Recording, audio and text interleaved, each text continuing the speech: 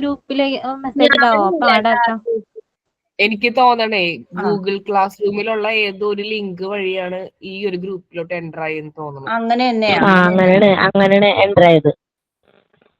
അതെ, അത് അങ്ങനെയാണെങ്കിൽ ആ ഗ്രൂപ്പ് ആരുടെയും കയ്യിൽ ലിങ്ക് ഉണ്ടെങ്കിൽ ഒന്ന് ഷെയർ ചെയ്യും. അപ്പൊ ഇല്ലാത്തവരും ആഡ് ആയിക്കോളൂല്ലോ.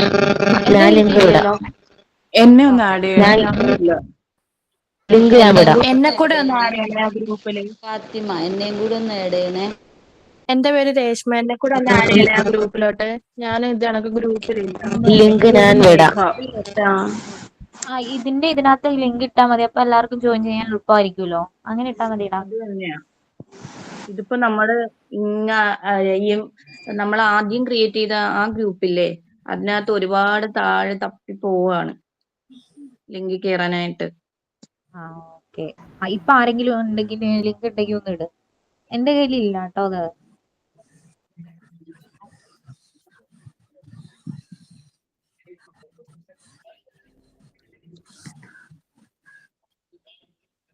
അത് വാട്സപ്പ് എടുത്തിട്ടേ ക്രിയേറ്റ് ചെയ്താ മതി ആ ലിങ്ക്. കഴിഞ്ഞായിരുന്നു നമ്മൾ ക്ലാസ് സ്റ്റാർട്ട് ചെയ്യാൻ പോണോ? ഓക്കെ മ്യൂട്ട് ചെയ്യണേ. നമുക്ക് അതിന്റെ ഇടയ്ക്ക് നിങ്ങൾ ആരും ഡൗട്ട് ഒന്നും ചോദിക്കരുത്. നമുക്ക് ഡൗട്ട് ക്ലിയർ ചെയ്ത് തരാട്ടോ ക്ലാസ്സിന് ശേഷം. ഓക്കെ, അപ്പൊ മ്യൂട്ട് ചെയ്തില്ലെങ്കിലേ നമുക്ക് ആകെ ക്ലാസ് ഒരു ഡിസ്റ്റർബ് ആവും. ഓക്കെ, നമ്മള് ക്ലാസ് സ്റ്റാർട്ട് ചെയ്യുന്നതാണ്. നമ്മൾ കഴിഞ്ഞ ക്ലാസ്സിൽ നമ്മൾ ട്രാൻസ്ഫർ ഓഫ് പേഷ്യൻസ് ആണല്ലോ ഇതുവരെ എടുത്തുകൊണ്ടിരുന്നത്. ഓക്കെ, അപ്പൊ അതിന്റെ കണ്ടിന്യൂഷൻ തന്നെയാണ് നമ്മൾ നെക്സ്റ്റ് പറയാൻ പോകുന്നത്. നമ്മൾ കഴിഞ്ഞ ക്ലാസ്സിൽ നമ്മൾ എടുത്തിരുന്നത് transfer to an extended care facility തുടങ്ങിയാണ് നമ്മൾ സ്റ്റാർട്ട് ചെയ്തത്. ജസ്റ്റ് അതൊന്ന് ഒന്ന് ഫോളോ അപ്പ് ചെയ്യാൻ വേണ്ടി ജസ്റ്റ് ഒന്ന് റിപ്പീറ്റ് ഒന്ന് പറഞ്ഞു പോവുകയാണ് കേട്ടോ. Transfer to an extended care facility അല്ലെ. അപ്പോ നമ്മൾ എങ്ങനെയൊക്കെയാണ് നമ്മൾ ഓരോ പോയിന്റ് ആയിട്ട് നമ്മൾ പറഞ്ഞായിരുന്നു അല്ലെ. പേഷ്യൻസിന് എന്ത് വേണം? ഒരു റിട്ടേൺ ഡോക്യുമെന്റ് വേണം. അതിനകത്ത് എന്തൊക്കെ വേണം? ഡയഗ്നോസ്റ്റിക് സമ്മറി വേണം, ഡ്രഗ് റെജിമെന്റ് അല്ലെ, അതുവരെ കൊടുത്ത മെഡിസിൻസ്, ഫിസിയോതെറാപ്പിയോ അങ്ങനെയുള്ള കാര്യങ്ങൾ, nursing summary, include patient assessment അല്ലെ, അതായത് പേഷ്യൻസിന്റെ ഓരോ വിലയിരുത്തലും കാര്യങ്ങളും എല്ലാം എന്തിൽ വേണം? ആ റിട്ടേൺ ആയിട്ടുള്ള ഡോക്യുമെന്റിൽ ആവശ്യമാണ്. ഇങ്ങനെയുള്ള പോയിന്റ്സ് ആണ് നമ്മൾ transfer to an extended care ഫെസിലിറ്റിയിൽ പറഞ്ഞു തന്നത്. ഇനി സെറ്റിൽമെന്റ്, ഹോസ്പിറ്റൽ ബിൽസ് ഒക്കെ നമ്മൾ എന്ത് ചെയ്യാം? എന്തെങ്കിലും ഡ്യൂ ആയിട്ടുണ്ടെങ്കിൽ അതൊക്കെ എന്ത് ചെയ്യാ? സെറ്റിൽ ചെയ്യുക. പിന്നെ നമ്മൾ പറഞ്ഞ എന്താണ്? കോപ്പി, 2 കോപ്പിയുടെ കാര്യം നമ്മൾ പറഞ്ഞായിരുന്നു അല്ലെ. ഒരു കോപ്പി എന്ത് വേണം? പേഷ്യൻസിന്റെ ട്രാൻസ്ഫർ ചെയ്യുമ്പോൾ പേഷ്യൻസിന്റെ ചാർട്ടിന്റെ ഒപ്പം ഒരു കോപ്പി അറ്റാച്ച് ചെയ്യുക. ദെൻ നെക്സ്റ്റ് എന്ത് ചെയ്യുക? നമ്മൾ ട്രാൻസ്ഫർ ചെയ്യുന്ന ഹോസ്പിറ്റലിലേക്ക് ആ ഈ ഒരു ഡീറ്റെയിൽസിന്റെയും സമ്മറിയുടെയും ഒരു കോപ്പി അതിന്റെ ഒപ്പം അറ്റാച്ച് ചെയ്യുക. അത്രയും കാര്യങ്ങളാണ് നമ്മൾ transfer to an extended care ഫെസിലിറ്റിയിൽ പറഞ്ഞത്. ഓക്കെ, ജസ്റ്റ് പറഞ്ഞു റിപ്പീറ്റ് ചെയ്തെന്നുള്ളൂ കേട്ടോ. ഇനി key elements for the transfer of critically ill patient, critically illness ആയിട്ടുള്ള ഒരു പേഷ്യന്റിനെ ട്രാൻസ്ഫർ ചെയ്യുമ്പോൾ വേണ്ട കീ എലമെന്റ്സ് ആണ് നമ്മൾ അത് ഡിസ്കസ് ചെയ്തത്. Decision to transfer and communication അല്ലെ. നമ്മൾ പറഞ്ഞു എക്സ്ട്രാ റിസ്കും അല്ലെങ്കിൽ എക്സ്പെൻസ് ഒക്കെ ഒഴിവാക്കാൻ വേണ്ടിയിട്ടൊക്കെയാണ് നമ്മൾ ക്രിട്ടിക്കൽ ആയിട്ടുള്ള ഒരു പേഷ്യന്റിനെ നമ്മൾ ട്രാൻസ്ഫർ ചെയ്യണമെന്ന് പറഞ്ഞു അല്ലെ. അപ്പൊ എന്ത് വേണം? റിലേറ്റീവ്സുമായിട്ടുള്ള ഒരു കമ്മ്യൂണിക്കേഷൻ വേണം അല്ലെ. ഡോക്ടേഴ്സ് റിലേറ്റീവ്സ് ആയിട്ട് എക്സ്ട്രാ റിസ്കിന്റെയും കാര്യങ്ങളൊക്കെ എങ്ങനെയും കമ്മ്യൂണിക്കേറ്റ് ചെയ്യുന്നുണ്ട് അല്ലെ. പിന്നെ നമ്മൾ പറഞ്ഞു ഒരു സീനിയർ കൺസൾട്ടന്റ് ലെവലിൽ ഒരു ഡിസ്കഷൻ വേണം. റിലേറ്റീവ്സ് ആയിട്ടുള്ള discussion, return and informed consent of patient. പേഷ്യന്റിന്റെ റിലേറ്റീവ്സിന്റെ ഭാഗത്ത് നിന്ന് എന്ത് വേണം? ഒരു റിട്ടേൺ ആയിട്ടുള്ള ഒരു കൺസെന്റ് വേണമെന്ന് നമ്മൾ പറഞ്ഞായിരുന്നു അല്ലെ. പിന്നെ നമ്മൾ പറഞ്ഞു ഒരു ഡയറക്റ്റ് കമ്മ്യൂണിക്കേഷൻ വേണം. ആരൊക്കെ തമ്മിൽ? റിസീവിംഗ് ഫെസിലിറ്റീസും, അതായത് ട്രാൻസ്ഫർ ചെയ്യുന്ന ഹോസ്പിറ്റലും എവിടെ നിന്നാണോ ഏത് ഹോസ്പിറ്റലിൽ നിന്നാണ് ട്രാൻസ്ഫർ ചെയ്യുന്നത് അവരും തമ്മിൽ എന്ത് വേണം? ഒരു കമ്മ്യൂണിക്കേഷൻ ആവശ്യമാണ് അല്ലെ. ഇനി നമ്മൾ പറഞ്ഞു pre transfer stabilisation and preparation പറഞ്ഞു അല്ലെ. മുൻകൂട്ടിയുള്ള എന്താണ് ട്രാൻസ്ഫറിന്റെ പ്രിപ്പറേഷൻസും കാര്യങ്ങളും. അതിൽ നമ്മൾ മെയിൻ ആയിട്ട് നമ്മൾ പറഞ്ഞത് എന്താണോ? പേഷ്യൻസ് ABCD അല്ലെ. ഏതൊക്കെയായിരുന്നു? Airway, breathing, circulation, disability. Okay, നമ്മൾ എയർവേയിൽ നമ്മൾ കണ്ടത് എങ്ങനെയൊക്കെയുള്ളതായിരുന്നു? എൻഡ്രോട്രയാറ്റിക് അല്ലെ, എൻഡ്രോട്രയാക്കൽ ട്യൂബിന്റെ കാര്യം നമ്മൾ പറഞ്ഞായിരുന്നു അല്ലെ. ഓർമ്മ ഉണ്ടാവുമെന്ന് വിചാരിക്കുന്നു കേട്ടോ. എൻഡ്രോട്രയാക്കൽ ട്യൂബ് നമ്മൾ പറഞ്ഞു, നാസോ ഗ്യാസ്ട്രിക് ട്യൂബ് നമ്മള് പിക്ചേഴ്സ് ഒക്കെ കണ്ടായിരുന്നു അല്ലെ. അപ്പോ എന്താണ് നമ്മൾ ട്യൂബ് ഇടുന്നത് അല്ലെ. ചില പേഷ്യൻസിന് ട്യൂബിൽ കൂടി ഫുഡ് അങ്ങനെ പ്രൊവൈഡ് ചെയ്യുന്ന പേഷ്യൻസ് ഉണ്ടാവും. അങ്ങനെയുള്ളതൊക്കെയാണ് ഈ എയർവേയിൽ നമ്മൾ ഉൾക്കൊള്ളിക്കുന്നത്. ദെൻ നമ്മൾ പറഞ്ഞു ബ്രീത്തിങ് അല്ലെ. ബ്രീത്തിങ്ങിൽ നമ്മൾ പറഞ്ഞത് എന്താണ്? ഈ വെന്റിലേഷൻ അല്ലെങ്കിൽ ന്യൂമോതൊറാക്സ് നമ്മൾ പറഞ്ഞു.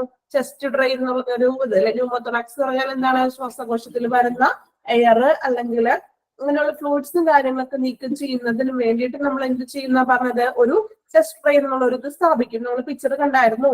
ഓക്കെ, അപ്പോ ബ്രീത്തിങ്ങിൽ പറഞ്ഞു. ഇനി നെക്സ്റ്റ് നമ്മൾ സർക്കുലേഷനിൽ നമ്മൾ എന്താണ് പറഞ്ഞത്? എക്സ്റ്റേണൽ ഹെമറേജസും കാര്യങ്ങളും പറഞ്ഞു അല്ലെ. അതായത് നമ്മൾ അവിടെ പറഞ്ഞത് എന്താണ്? വർക്കിംഗ് കാനുലാസിന്റെ കാര്യങ്ങൾ പറഞ്ഞു അല്ലെ. ഇപ്പൊ പേഷ്യൻസിന് വർക്കിംഗ് കാനുലാസ് ഉണ്ടാകും അല്ലെ. അതിലൂടെ മെഡിസിൻസും കാര്യങ്ങളൊക്കെ ഈ വർക്കിംഗ് കാനുലാസിലൂടെയാണ് നമ്മൾ നൽകുന്നത്. ഓക്കെ, നെക്സ്റ്റ് നമ്മൾ ഡിസബിലിറ്റി ഓർ ന്യൂറോളജിക്കൽ സ്റ്റാറ്റസ് പറഞ്ഞായിരുന്നു. ന്യൂറോളജി എന്ന് പറഞ്ഞാൽ നമ്മൾ പറഞ്ഞു എന്താണ്? ഹെഡ് ഇഞ്ചറി ആയിട്ടുള്ള പേഷ്യൻസിനുള്ളതാണ്. ഈ ന്യൂറോളജിക്കൽ എന്ന് പറഞ്ഞാൽ സ്പെഷ്യലൈസ്ഡ് ആയിട്ടുള്ളത്. അതിന് നമ്മൾ ഇമ്പോർട്ടന്റ് ആയിട്ട് പറഞ്ഞൊരു കാര്യമാണ് GCS, Glasgow comma scale. Okay, നിങ്ങളൊന്ന് മ്യൂട്ട് ചെയ്യണേ. ഞാൻ ചോദിക്കുമ്പോൾ നിങ്ങളൊന്ന് റെസ്പോണ്ട് ചെയ്യാൻ പറയാട്ടോ. അപ്പൊ ഒന്ന് റെസ്പോണ്ട് ചെയ്യാം. ഓക്കെ, അപ്പോ GCS അല്ലെ, ഗ്ലാസ്ഗോ കോമ സ്കെയിൽ നമ്മൾ എന്താണെന്ന് പിക്ചർ കണ്ടായിരുന്നു അല്ലെ. അതായത് എന്താണ്? ഒരു വ്യക്തിയുടെ ബോധനിലയെ ചലനങ്ങളും അല്ലെങ്കിൽ സംസാരം, ഫിസിക്കൽ ആൻഡ് മോട്ടോർ ആയിട്ടുള്ള ഓരോ മൂവ്മെന്റ്സും അളക്കുന്ന ഒരു മോണിറ്ററിംഗ് സിസ്റ്റമാണ് Glasgow comma scale. Okay, important ആയിട്ടുള്ള ഒരു പോയിന്റ് ആണ്. കഴിഞ്ഞ ക്ലാസ്സിൽ നമ്മളത് പ്രത്യേകം അതുകൊണ്ട് എടുത്ത് ഞാൻ പറഞ്ഞായിരുന്നു. GCS, ഗ്ലാസ്ഗോ കോമ സ്കെയിൽ അല്ലെ. കൺഫ്യൂഷൻ ആയിട്ടും വരാം ക്വസ്റ്റ്യൻ. അപ്പൊ അത് നല്ലപോലെ ഒന്ന് ശ്രദ്ധിക്കുക. GCS കേട്ടോ. ഓക്കെ, ഇനി നമ്മൾ പറഞ്ഞു ഓക്കെ, ഇനി patient should be protected from cold by providing suitable blankets apart from the above pre-transfer checklist. On the day the transfer itself, all basic investigation should be performed and reflected present condition to the patient അല്ലെ. ഈ transfer ചെക്ക്ലിസ്റ്റിന് പുറമെ, checklist means നമ്മൾ പറഞ്ഞില്ലേ ഡീറ്റെയിൽസും കാര്യങ്ങളും പേഷ്യൻസിന്റെ summary details ഒക്കെ എഴുതില്ലേ. അതിന് പുറമെ എന്ത് വേണം? ഒരു പ്രൊട്ടക്റ്റഡ് ആയിട്ട് കോൾഡിൽ നിന്നൊക്കെ ഒരു പ്രൊവൈഡിങ് ചെയ്യുന്നതിന് വേണ്ടി ബ്ലാങ്കറ്റ്സും കൂടി എന്ത് ചെയ്യണം? ആ ഒരു ട്രാൻസ്ഫറിന്റെ സമയത്ത് ഉപയോഗിക്കണം അല്ലെ. എന്തിനെ? നിലവിലെ ആ ഒരു അവസ്ഥയെ പ്രതിഫലിപ്പിക്കുന്ന രീതിയിൽ കാര്യക്ഷമമായിട്ടുള്ള ഒരു ട്രാൻസ്ഫർ ആയിരിക്കണം ചെയ്യേണ്ടത്. ആ പേഷ്യൻസിന് വേണ്ടുന്ന കാര്യങ്ങൾ എല്ലാം തന്നെ ചെയ്യുക. ഓക്കെ, അവിടെ വരെയാണ് നമ്മൾ കഴിഞ്ഞ ക്ലാസ്സിൽ ഡിസ്കസ് ചെയ്തത്. ഇന്ന് നമ്മൾ ഇന്ന് സ്റ്റാർട്ട് ചെയ്യണ മോഡ് ഓഫ് ട്രാൻസ്ഫർ. ഇതിന്റെ കണ്ടിന്യൂഷൻ തന്നെയാണ് കേട്ടോ. മോഡ് ഓഫ് ട്രാൻസ്ഫർ അല്ലെ. ഇങ്ങനെയൊക്കെയാണ് ഇനി ട്രാൻസ്ഫർ വരുന്നതെന്ന് നോക്കാം. നമ്മൾ പറഞ്ഞില്ലേ ഇപ്പോ ട്രാൻസ്ഫർ തന്നെ എയർവേയിൽ ഉണ്ടാവും അല്ലെ. ഇപ്പൊ എയർ ട്രാൻസ്പോർട്ടിൽ ഉണ്ടാവാം, അല്ലെങ്കിൽ കോമൺ നമുക്ക് ആംബുലൻസിൽ അങ്ങനെ ഒരു ട്രാൻസ്ഫർ ഉണ്ടാവാം. അങ്ങനെ ഡിഫറെന്റ് ആയിട്ടുള്ള ട്രാൻസ്ഫർ നമ്മൾ ഡിസ്കസ് ചെയ്തായിരുന്നു അല്ലെ. ഓക്കെ, അപ്പോൾ ഇനി നമുക്ക് നോക്കുന്നത് മോഡ് ഓഫ് ട്രാൻസ്ഫർ എങ്ങനെയാണെന്ന് നോക്കാം. Okay, the two most commonly employed methods of transfer of a patient are ground transport by including ambulances and mobile intensive care units, and air transport including helicopter or aeroplane ambulance. Okay, clear ആണല്ലോ. Main ആയിട്ട് നമ്മൾ എന്താണ്? 2 ടൈപ്സിലുള്ള transport ആണ് ചെയ്യുന്നത് അല്ലെ. First one എന്താണ്? Ground transport. അതിലാണ് നമ്മൾ ഉൾക്കൊള്ളുന്നത് ആംബുലൻസും അല്ലെങ്കിൽ MICU, mobile intensive care units ഒക്കെ അല്ലെ. ഇനി നെക്സ്റ്റ് വരുന്നത് എയർ ട്രാൻസ്പോർട്ട്, ഇൻക്ലൂഡ് ചെയ്യുന്നത് ഹെലികോപ്റ്റർ അല്ലെങ്കിൽ എയ്റോപ്ലെയിൻ ആംബുലൻസ്. ഇപ്പൊ നമ്മൾ കണ്ടിട്ടില്ലേ ഇപ്പോ എന്താണ് ഈ അവയവദാനങ്ങളുടെ ഒക്കെ നമ്മൾ ന്യൂസിലും അങ്ങനെയൊക്കെ എന്താണ് ഇത്ര ടൈമിനുള്ളിൽ ഇപ്പോ എന്താണ് ഇപ്പൊ ഒരു ഹാർട്ട് അല്ലെങ്കിൽ ഹൃദയം മാറ്റിവെക്കൽ ശസ്ത്രക്രിയ അല്ലെങ്കിൽ ഏതെങ്കിലും ഒരു ട്രാൻസ്ഫർ ഇത് നമ്മൾ അവയവ മാറ്റിവെക്കുന്നതൊക്കെ എങ്ങനെയായിരിക്കും? ഹെലികോപ്റ്റർ വഴിയായിരിക്കും. അത് ഇന്ന സ്ഥലത്ത് ഇത്ര മണിക്കൂറുള്ളിൽ ആൾക്ക് ആ ഒരു സർജറി ചെയ്യണം അല്ലെ. അപ്പൊ അത്രയും ഫാസ്റ്റിൽ എത്താൻ വേണ്ടി ചിലപ്പോൾ നമുക്ക് ഗ്രൗണ്ട് ട്രാൻസ്പോർട്ട് പറ്റില്ല അല്ലെ. അതൊരിക്കലും ചിലപ്പോൾ സാധിക്കാത്ത കാര്യമാണ് ഗ്രൗണ്ട് ട്രാൻസ്പോർട്ട്. അപ്പൊ അതിനുവേണ്ടി അങ്ങനെയുള്ള സന്ദർഭങ്ങളിലൊക്കെ എന്ത് ചെയ്യും? ഈ ഹെലികോപ്റ്റർ അല്ലെങ്കിൽ എയ്റോപ്ലെയിൻ ആംബുലൻസ് ഒക്കെ യൂസ് ചെയ്യും അല്ലെ. നമ്മൾ കോമൺ കണ്ടിട്ടുണ്ടാവും. മെയിൻ ആയിട്ട് എന്താണ്? ഈ അവയവദാനങ്ങൾക്കൊക്കെയാണ് അങ്ങനെയുള്ള സിറ്റുവേഷൻസിലൊക്കെയാണ് എന്ത് ചെയ്യുന്നത്? ഈ ഹെലികോപ്റ്റർ ട്രാൻസ്ഫർ ചെയ്യുന്നത്. ഓക്കെ, ഇനി നമ്മൾ ഓരോന്നും എന്താണെന്ന് സെപ്പറേറ്റ് ആയിട്ട് നോക്കാൻ പോണേ കേട്ടോ. നമ്മൾ പറഞ്ഞില്ലേ ഗ്രൗണ്ട് ട്രാൻസ്പോർട്ട് ഉണ്ട്, പിന്നെ എന്താണ് എയർ ട്രാൻസ്പോർട്ട് ഉണ്ട് അല്ലെ. ഓക്കെ, അപ്പൊ നമ്മൾ ഫസ്റ്റ് നോക്കുന്നത് ഗ്രൗണ്ട് ട്രാൻസ്പോർട്ട് ആണ്. ഗ്രൗണ്ട് ട്രാൻസ്പോർട്ട് എന്ന് പറയുമ്പോൾ നമുക്ക് കോമൺ അറിയാം ആംബുലൻസ് സർവീസ് തന്നെയാണ് ഗ്രൗണ്ട് ട്രാൻസ്പോർട്ട് എന്നുകൊണ്ട് ഉദ്ദേശിക്കുന്നത്. ഓക്കെ, അപ്പൊ ground transport different types of ambulance are used in this mode of transfer of patient. നമ്മള് ഫസ്റ്റില് പറഞ്ഞായിരുന്നില്ലേ ICU ഒക്കെ പറഞ്ഞപ്പോ ക്ലാസ് സ്റ്റാർട്ട് ചെയ്തപ്പോ ഡിഫറെന്റ് ടൈപ്സ് ഉള്ള ആംബുലൻസ് ഉണ്ട് അല്ലെ. ഇപ്പൊ ICU ആംബുലൻസ് ഉണ്ട്, D-level ആംബുലൻസ് ഉണ്ട്. അതായത് എന്താണ്, ഒരു ICU റൂം എങ്ങനെയാണോ അതുപോലെ തന്നെ ആയിരിക്കും ഒരു ആംബുലൻസിൽ ആ ഒരു ഇത് സെറ്റ് ചെയ്തിരിക്കുന്നത് അല്ലെ. എത്രത്തോളം ഒരു ICU എക്യുപ്മെന്റ്സ് ഉണ്ടോ അല്ലെങ്കിൽ എങ്ങനെയൊക്കെ സജ്ജീകരണങ്ങളാണ് ഉള്ളത്, സെയിം ഒരു സെറ്റിംഗ് തന്നെയായിരിക്കും ആ ഒരു ആംബുലൻസിനുള്ളത്. സ്പെഷ്യൽ ആയിട്ടുള്ള ആംബുലൻസുകൾക്ക് ഉള്ളത്. ICU ആംബുലൻസ് പോലെ തന്നെ വെന്റിലേറ്റർ ആംബുലൻസ് ഉണ്ട്. ആ രോഗിയെ ആ ഒരു എന്താണ് കണ്ടിന്യൂ ആയിട്ടുള്ള ഒരു ട്രീറ്റ്മെന്റിൽ ഒരു സ്റ്റോപ്പിംഗ് വരാതെ അല്ലെ, ആ സെയിം അത് കണ്ടിന്യൂ ചെയ്ത് പോകുന്നതിനാണ് ഇങ്ങനെയുള്ള ആംബുലൻസുകൾ നമ്മൾ സജ്ജീകരിച്ചിരിക്കുന്നത്. ഓക്കെ, ഇനി നമുക്കത് ഓരോന്നും എന്താണെന്ന് നോക്കാം. നിങ്ങൾ ഓരോ പോയിന്റ് വ്യക്തമായിട്ട് തന്നെ ഞാൻ വായിക്കുമ്പോൾ ഇതിന്റെ ഒപ്പം ഒന്ന് വായിച്ചു പോവുക. ഓക്കെ, ഫസ്റ്റ് നമ്മൾ പറയുന്നത് ബേസിക് ലൈഫ് സപ്പോർട്ട് ആംബുലൻസ്. എന്താണ് ബേസിക് ലൈഫ് സപ്പോർട്ട്? ബേസിക് എന്ന് പറയുമ്പോൾ തന്നെ അറിയാലോ, ഒരു അടിത്തരമായിട്ടുള്ള അല്ലെങ്കിൽ ബേസിക് ആയിട്ടുള്ള, ചിലപ്പോൾ ഒരു കോമൺ ആയിട്ടുള്ളതായിരിക്കാം. നോക്കാം കേട്ടോ. These ambulance are conditioned with adequate staff and monitoring devices to shift patient without life-threatening condition, and this can only provide basic life support service. അല്ലെ, അപ്പൊ ഈ ആംബുലൻസിൽ അല്ലെങ്കിൽ ബേസിക് ലൈഫ് സപ്പോർട്ട് ആംബുലൻസിൽ ആരൊക്കെ ഉണ്ടാവാം? അഡിക്വേറ്റ് സ്റ്റാഫ് ഉണ്ടാവാം. സ്റ്റാഫ് എപ്പോഴും വേണമല്ലോ അല്ലെ. സ്റ്റാഫ് ഉണ്ട്, പിന്നെന്താണ്, മോണിറ്ററിംഗ് ഡിവൈസസ് ഉണ്ട് അല്ലെ. ടു പേഷ്യന്റ് വിതൗട്ട് ലൈഫ്, അതായത് ജീവനില് അങ്ങനെ വലിയ ലൈഫ് ത്രെറ്റനിങ് ആയിട്ടുള്ള അല്ലെങ്കിൽ ജീവൻ അപകടപ്പെടുത്തുന്ന അങ്ങനെ അത്തരത്തിലുള്ളൊരു ബുദ്ധിമുട്ടൊന്നും ഇല്ല, ക്രിട്ടിക്കലി സ്റ്റേജസ് അല്ലാത്തൊരു പേഴ്സൺസിനെയൊക്കെ നമ്മൾ ഈ ബേസിക് ലൈഫ് സപ്പോർട്ട് ആംബുലൻസിലാണ് ട്രാൻസ്ഫർ ചെയ്യുന്നത്. ഓക്കെ, ദെൻ നമ്മൾ നെക്സ്റ്റ് പറയുന്നത് അഡ്വാൻസ്ഡ് ലൈഫ് സപ്പോർട്ട് ആംബുലൻസ് എന്താണെന്ന് നോക്കാം. അപ്പൊ ബേസിക്കിൽ നിന്നും വ്യത്യസ്തമായിരിക്കും അല്ലെ. നോക്കാം. This ambulance can provide modern life support services like endotracheal intubation, cardiac monitoring, defibrillation, administration of intravenous fluids or vasopressors. These are adequately staffed and made ready for shifting patient with a life-threatening condition. നിങ്ങൾ കേൾക്കാത്ത കുറച്ച് terms ഒക്കെ വന്നിട്ടുണ്ട് അല്ലെ, confusion ഉണ്ടാക്കാം അല്ലെ, doubt ഉണ്ടാവും അല്ലെ. എങ്കിൽ കുഴപ്പമില്ല കേട്ടോ, നമുക്കത് ഡീറ്റെയിൽ ആയിട്ട് ടീച്ചർ പറഞ്ഞുതരാം. നോക്കി, ദിസ് ആംബുലൻസ് ക്യാൻ പ്രൊവൈഡ്, ഇത് കൂടുതലും കുറച്ചും കൂടി ക്രിട്ടിക്കൽ ആയിട്ടുള്ള പേഴ്സൺസിന് വേണ്ടിയിട്ടാണ് അല്ലെ. Okay, life support service like endotracheal intubation, നമ്മൾ കഴിഞ്ഞ ക്ലാസ്സിൽ പറഞ്ഞില്ലേ എൻഡോട്രയാക്കൽ അല്ലെ, ട്യൂബ് ഒക്കെ ഇടുന്ന പേഷ്യൻസ് ഇല്ലേ, ആ ഓൾറെഡി ട്യൂബ് മാറ്റിയിട്ട് ട്രാൻസ്ഫർ ചെയ്യുമ്പോൾ ആ പേഷ്യൻസിന്റെ നില എന്തായിരിക്കും? കൂടുതൽ ഗുരുതരാവുകയും ചെയ്യുന്നത്. സെയിം വേ ആ ട്യൂബിന്റെ ആ പ്രൊസീജിയർ എങ്ങനെയാണോ അതേപോലെ തന്നെ നമ്മൾ എന്ത് ചെയ്യും, ഈ പേഷ്യൻസിന് അതിന്റെ ഒരു സജ്ജീകരണത്തോട് കൂടി തന്നെയുള്ള ആംബുലൻസുകൾ ഉണ്ട് അല്ലെ. അങ്ങനെയുള്ളതാണ് എന്ത് പറയുന്നത്? Life support ambulance, advanced life support ambulance. Clear ആയോ? എൻഡോട്രയാക്കൽ, അതായത് ട്യൂബ് ഒക്കെ ഇട്ട പേഷ്യൻസ് ഉണ്ടാവില്ലേ, അതായത് എന്താണ്, അപ്പൊ ഇത്തിരി ക്രിട്ടിക്കൽ ആയിട്ടുള്ള പേഷ്യൻസ് ആയിരിക്കും അല്ലെ. അപ്പൊ അങ്ങനെയുള്ള ഒരു സിറ്റുവേഷൻ. പിന്നെ എന്താണ്, കാർഡിയാക് മോണിറ്ററിങ് അല്ലെ, ഹൃദയ സംബന്ധമായിട്ടുള്ള അല്ലെങ്കിൽ അങ്ങനെയുള്ള മോണിറ്ററിംഗ് സിസ്റ്റം ഇല്ലേ. ഇപ്പോ നമ്മളുടെ എന്താണ് ഹാർട്ടിന്റെ അല്ലെങ്കിൽ ഹൃദയമിടിപ്പിന്റെ അങ്ങനെ ഓരോന്നും മോണിറ്റർ ചെയ്യില്ലേ, മെൻഷൻ ചെയ്യില്ലേ, അങ്ങനെയുള്ള മോണിറ്ററിംഗ് ഒക്കെ ഉള്ളൊരു ആംബുലൻസ് ആയിരിക്കും. ദെൻ ഡിഫിബ്രിലേഷൻ എന്ന് വെച്ചിട്ടുണ്ടെങ്കിൽ എന്താണ്, ഹൃദയമിടിപ്പിന്റെ ഒരു ക്രമക്കേടിനെയാണ് നമ്മൾ ഡിഫിബ്രിലേഷൻ എന്ന് ഉദ്ദേശിക്കുന്നത് കേട്ടോ. അതായത് ഹാർട്ട് പരമായിട്ടുള്ള ഹാർട്ട് ഡിസീസസ് അല്ലെ, ഹാർട്ടിന്റെ പ്രോബ്ലംസ് അങ്ങനെയുള്ള ഒത്തിരി ക്രിട്ടിക്കൽ ആയിട്ടുള്ള പേഴ്സൺസിനെയാണ് ഇങ്ങനെയുള്ള അഡ്വാൻസ്ഡ് ലൈഫ് സപ്പോർട്ട് ആംബുലൻസ് ആവശ്യമായിട്ട് വരുന്നത്. ഓക്കെ, ഇനി അവിടെ ആർക്ക് വേണം? ദീസ് ആർ ആഡിക്വേറ്റ്ലി സ്റ്റാഫ്ഡ് അല്ലെ, made ready for shifting patient with life threatening condition എന്ന് പറഞ്ഞാല് എന്താണ്? ഓക്കെ, ജീവൻ നിലനിർത്തുന്ന, ജീവൻ അപകടപ്പെടുത്തുന്ന ഒരു കണ്ടീഷനിൽ നിന്നും എന്ത് ചെയ്യണം? പേഷ്യന്റിനെ ഷിഫ്റ്റ് ചെയ്യണം അല്ലെ. അവിടെ ആര് വേണം? അഡിക്വേറ്റഡ് ആയിട്ടുള്ള ഒരു സ്റ്റാഫ് ഉണ്ടായിരിക്കണം അല്ലെ. അഡിക്വേറ്റഡ് ആയിട്ടുള്ള ഒരു പേഷ്യൻസിന്റെ ഒപ്പം റിലേറ്റീവ്സ് മാത്രം ട്രാൻസ്ഫർ ചെയ്യുമ്പോൾ പോയിട്ട് കാര്യമുണ്ടോ? ഇല്ല. എന്തെങ്കിലും ഒരു മേ ബി പോകുന്ന വഴിക്ക് പെട്ടെന്ന് എന്തെങ്കിലും ഒരു ബുദ്ധിമുട്ടൊക്കെ വന്നിട്ടുണ്ടെങ്കിൽ അതിന്റെ ട്രീറ്റ്മെന്റ് കാര്യങ്ങൾ ചെയ്യാനായിട്ട് അതിന്റെ ട്രെയിനഡ് ആയിട്ടുള്ള സ്റ്റാഫ്സിന് മാത്രമല്ലേ സാധിക്കുള്ളൂ. അപ്പോ ഏത് തരത്തിലുള്ള ആംബുലൻസ് ആയിക്കോട്ടെ അതിൽ എന്ത് വേണം? ഒരു നഴ്സിംഗ് സ്റ്റാഫ് അത്യാവശ്യമാണ്. ഓക്കെ, ക്ലിയർ ആണല്ലോ. അപ്പോ ബേസിക് ലൈഫ് സപ്പോർട്ട് എന്ന് പറഞ്ഞാല് നോർമലി ഒരു അത്ര ക്രിട്ടിക്കൽ അല്ലാത്തൊരു സിറ്റുവേഷനിലുള്ള പേഷ്യൻസിന് വേണ്ടിയിട്ടാണ് basic life support ambulance use ചെയ്യുന്നത്. അവിടെയും ആര് വേണം?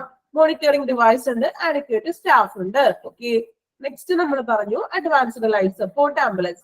ഇവിടെ നമ്മൾ എൻഡോട്രയാക്കൽ ഇൻറ്റുബേഷൻ അല്ലെങ്കിൽ ഡീഫിബ്രിലേഷൻ അല്ലെ. ഇപ്പോ ഹൃദയ സംബന്ധമായിട്ടുള്ള അല്ലെങ്കിൽ ഹാർട്ട് പരമായിട്ടുള്ള എന്തെങ്കിലും ക്രിട്ടിക്കലി ഇൽനെസ് ആയിട്ടുള്ള പേഴ്സൺസിന് നമ്മൾ ട്രാൻസ്ഫർ ചെയ്യുന്നു. പിന്നെ എന്താണ്, ട്യൂബ് ഒക്കെ ഇട്ടുള്ള പേഷ്യൻസ് ഉണ്ടാവല്ലോ, അങ്ങനെയുള്ള പേഷ്യൻസിനെ കൂടി ട്രാൻസ്ഫർ ചെയ്യുന്നു. നെക്സ്റ്റ് വൺ MICU അല്ലെ, നോക്കി. These are specialized vehicle with the all equipment and staff to transfer patient who are critically ill. ഇവിടെ MICU എന്ന് പറഞ്ഞാൽ ഫുൾ ഫോം എന്തായിരുന്നു? Medical intensive care unit. അതും കൂടി ഒന്ന് ഓർത്തോർത്തിരിക്കാട്ടോ. ഇങ്ങനെയൊക്കെ കാണുമ്പോൾ നിങ്ങൾ തന്നെ ഒന്ന് സ്വയം ഒന്ന് പറഞ്ഞു നോക്കാട്ടോ അതിന്റെ ഫുൾ ഫോം ഒക്കെ. ഓക്കെ. അപ്പൊ എന്തിനു വേണ്ടിയിട്ടാണ്? മീനിങ് എന്തുവാ?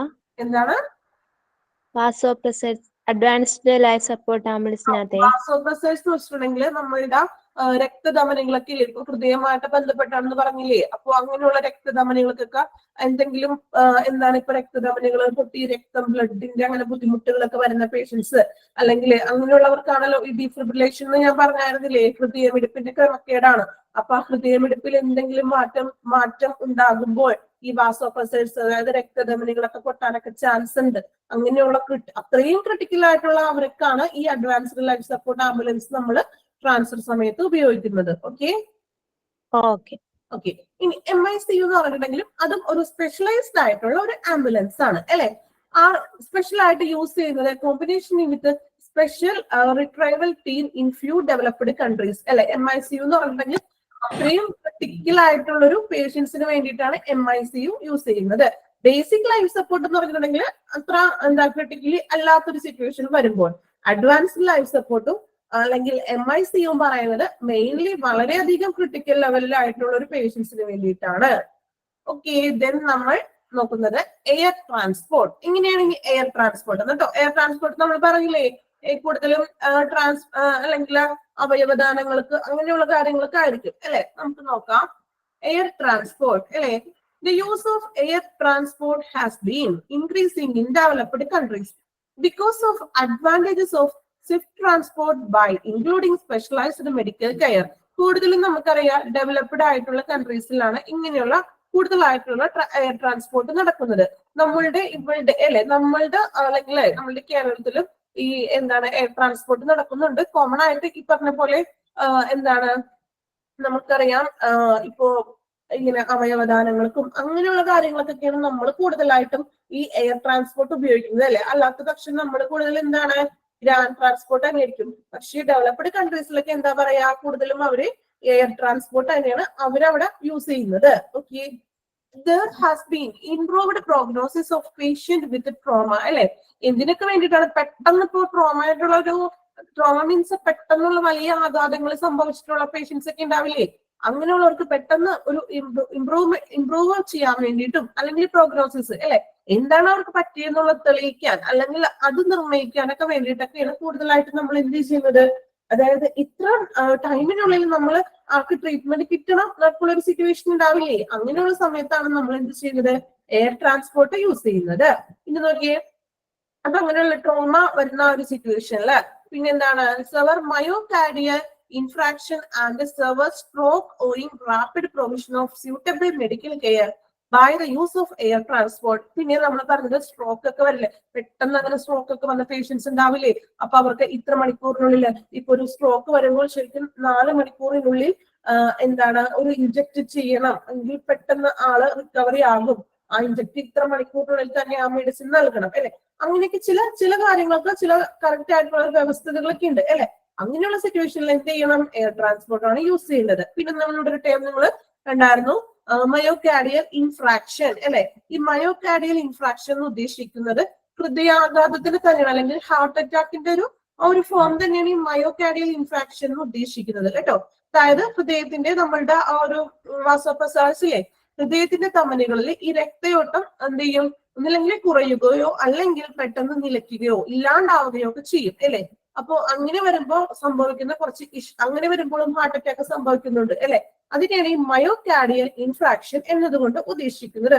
വേറൊന്നുമില്ല, ഹൃദയധമനികളിൽ എന്താണ് രക്തയോട്ടം ചിലപ്പോൾ കുറയും, നോർമൽ ആയിട്ട് പോകുന്ന ഒരു ഇത് കുറയുകയോ അല്ലെങ്കിൽ സ്റ്റോപ്പ് ആവുകയോ ചെയ്യും. അങ്ങനെയുള്ള സിറ്റുവേഷനിലാണ് നമ്മൾക്ക് ഹാർട്ട് അറ്റാക്ക് പോലുള്ള ഹാർട്ട് അറ്റാക്ക് ഒക്കെ വരുന്നത് അല്ലെ. ആ ഒരു ഇതിനെ തന്നെയാണ് മയോകാർഡിയൽ ഇൻഫ്രാക്ഷൻ എന്നതുകൊണ്ട് ഉദ്ദേശിക്കുന്നത്. ഇനി ഇതിന്റെ ലക്ഷണങ്ങൾ, മയോകാർഡിയൽ ഇൻഫ്രാക്ഷന്റെ ലക്ഷണങ്ങൾ എന്ന് പറഞ്ഞിട്ടുണ്ടെങ്കിൽ നമുക്ക് ഈ കൈയുടെ ഇവിടെ തോളിന്റെ ഭാഗത്തൊക്കെ അല്ലെ തോള് വേദന വരും, പിന്നെ എന്താണ് നെഞ്ചുവേദന. അപ്പൊ നമ്മൾ ചിലപ്പോൾ നെഞ്ചുവേദനയൊക്കെ വരുമ്പോൾ എന്താണ് ഗ്യാസ് ട്രബിൾ ആണെന്നൊക്കെ വിചാരിക്കും അല്ലെ. പക്ഷെ മേ ബി ഈ മയോകാർഡിയൽ ഇൻഫ്രാക്ഷൻ അല്ലെങ്കിൽ ഹാർട്ട് അറ്റാക്കിന്റെ ഒരു ലക്ഷണങ്ങളൊക്കെ ആയിരിക്കാം ചിലപ്പോൾ കാണിക്കുന്നത് കേട്ടോ. ഓക്കെ, തോള് വേദന, നെഞ്ചുവേദന അങ്ങനെയൊക്കെയുള്ള ബുദ്ധിമുട്ടൊക്കെ ആയിരിക്കും ഫസ്റ്റില് കാണുന്ന സിംറ്റംസ് കേട്ടോ. അപ്പൊ ഇതൊക്കെയാണ് എയർ ട്രാൻസ്പോർട്ടിന് നമ്മൾ യൂസ് ചെയ്യുന്നത്. ഇങ്ങനെയുള്ള സിറ്റുവേഷൻസിലൊക്കെയാണ് എയർ ട്രാൻസ്പോർട്ട് എന്ത് ചെയ്യുക, യൂസ് ചെയ്യുന്നത്. ഓക്കെ, ക്ലിയർ ആയെന്ന് വിചാരിക്കുന്നു. ഇനി നെക്സ്റ്റ് നമ്മൾ നോക്കുന്നത് the patient who are more likely to get benefit from air transport are വേറൊന്നുമില്ല. ഇപ്പൊ നമ്മൾ എയർ ട്രാൻസ്പോർട്ട് പറഞ്ഞില്ലേ, ആർക്കൊക്കെ വേണ്ടിയിട്ടാണ് അല്ലെങ്കിൽ എങ്ങനെയൊക്കെ ഏതൊക്കെ സിറ്റുവേഷൻസിലാണ് എയർ ട്രാൻസ്പോർട്ട് യൂസ് ചെയ്യുന്നതെന്ന്. ദെൻ നമ്മൾ പറയുന്നത് എന്താണ്, ഓക്കെ, എയർ ട്രാൻസ്പോർട്ടിൽ നിന്ന് കൂടുതൽ ബെനിഫിറ്റ്സ് ലഭിക്കുന്നത് എങ്ങനെയുള്ള പേഷ്യൻസിനാണ് ഈ എയർ ട്രാൻസ്പോർട്ട് കൂടുതൽ ഉപകാരപ്രദം ആകുന്നത് എന്നാണ് നമ്മൾ നോക്കുന്നത്. നോക്കിയേ, 4 പോയിന്റ്സ് ആണ് തന്നിരിക്കുന്നത്. ഫസ്റ്റ് പോയിന്റ് നോക്കാം, patients with severe trauma and penetrating chest injuries, multi system injuries, crush injuries or patient with unstable vital signs അല്ലെ.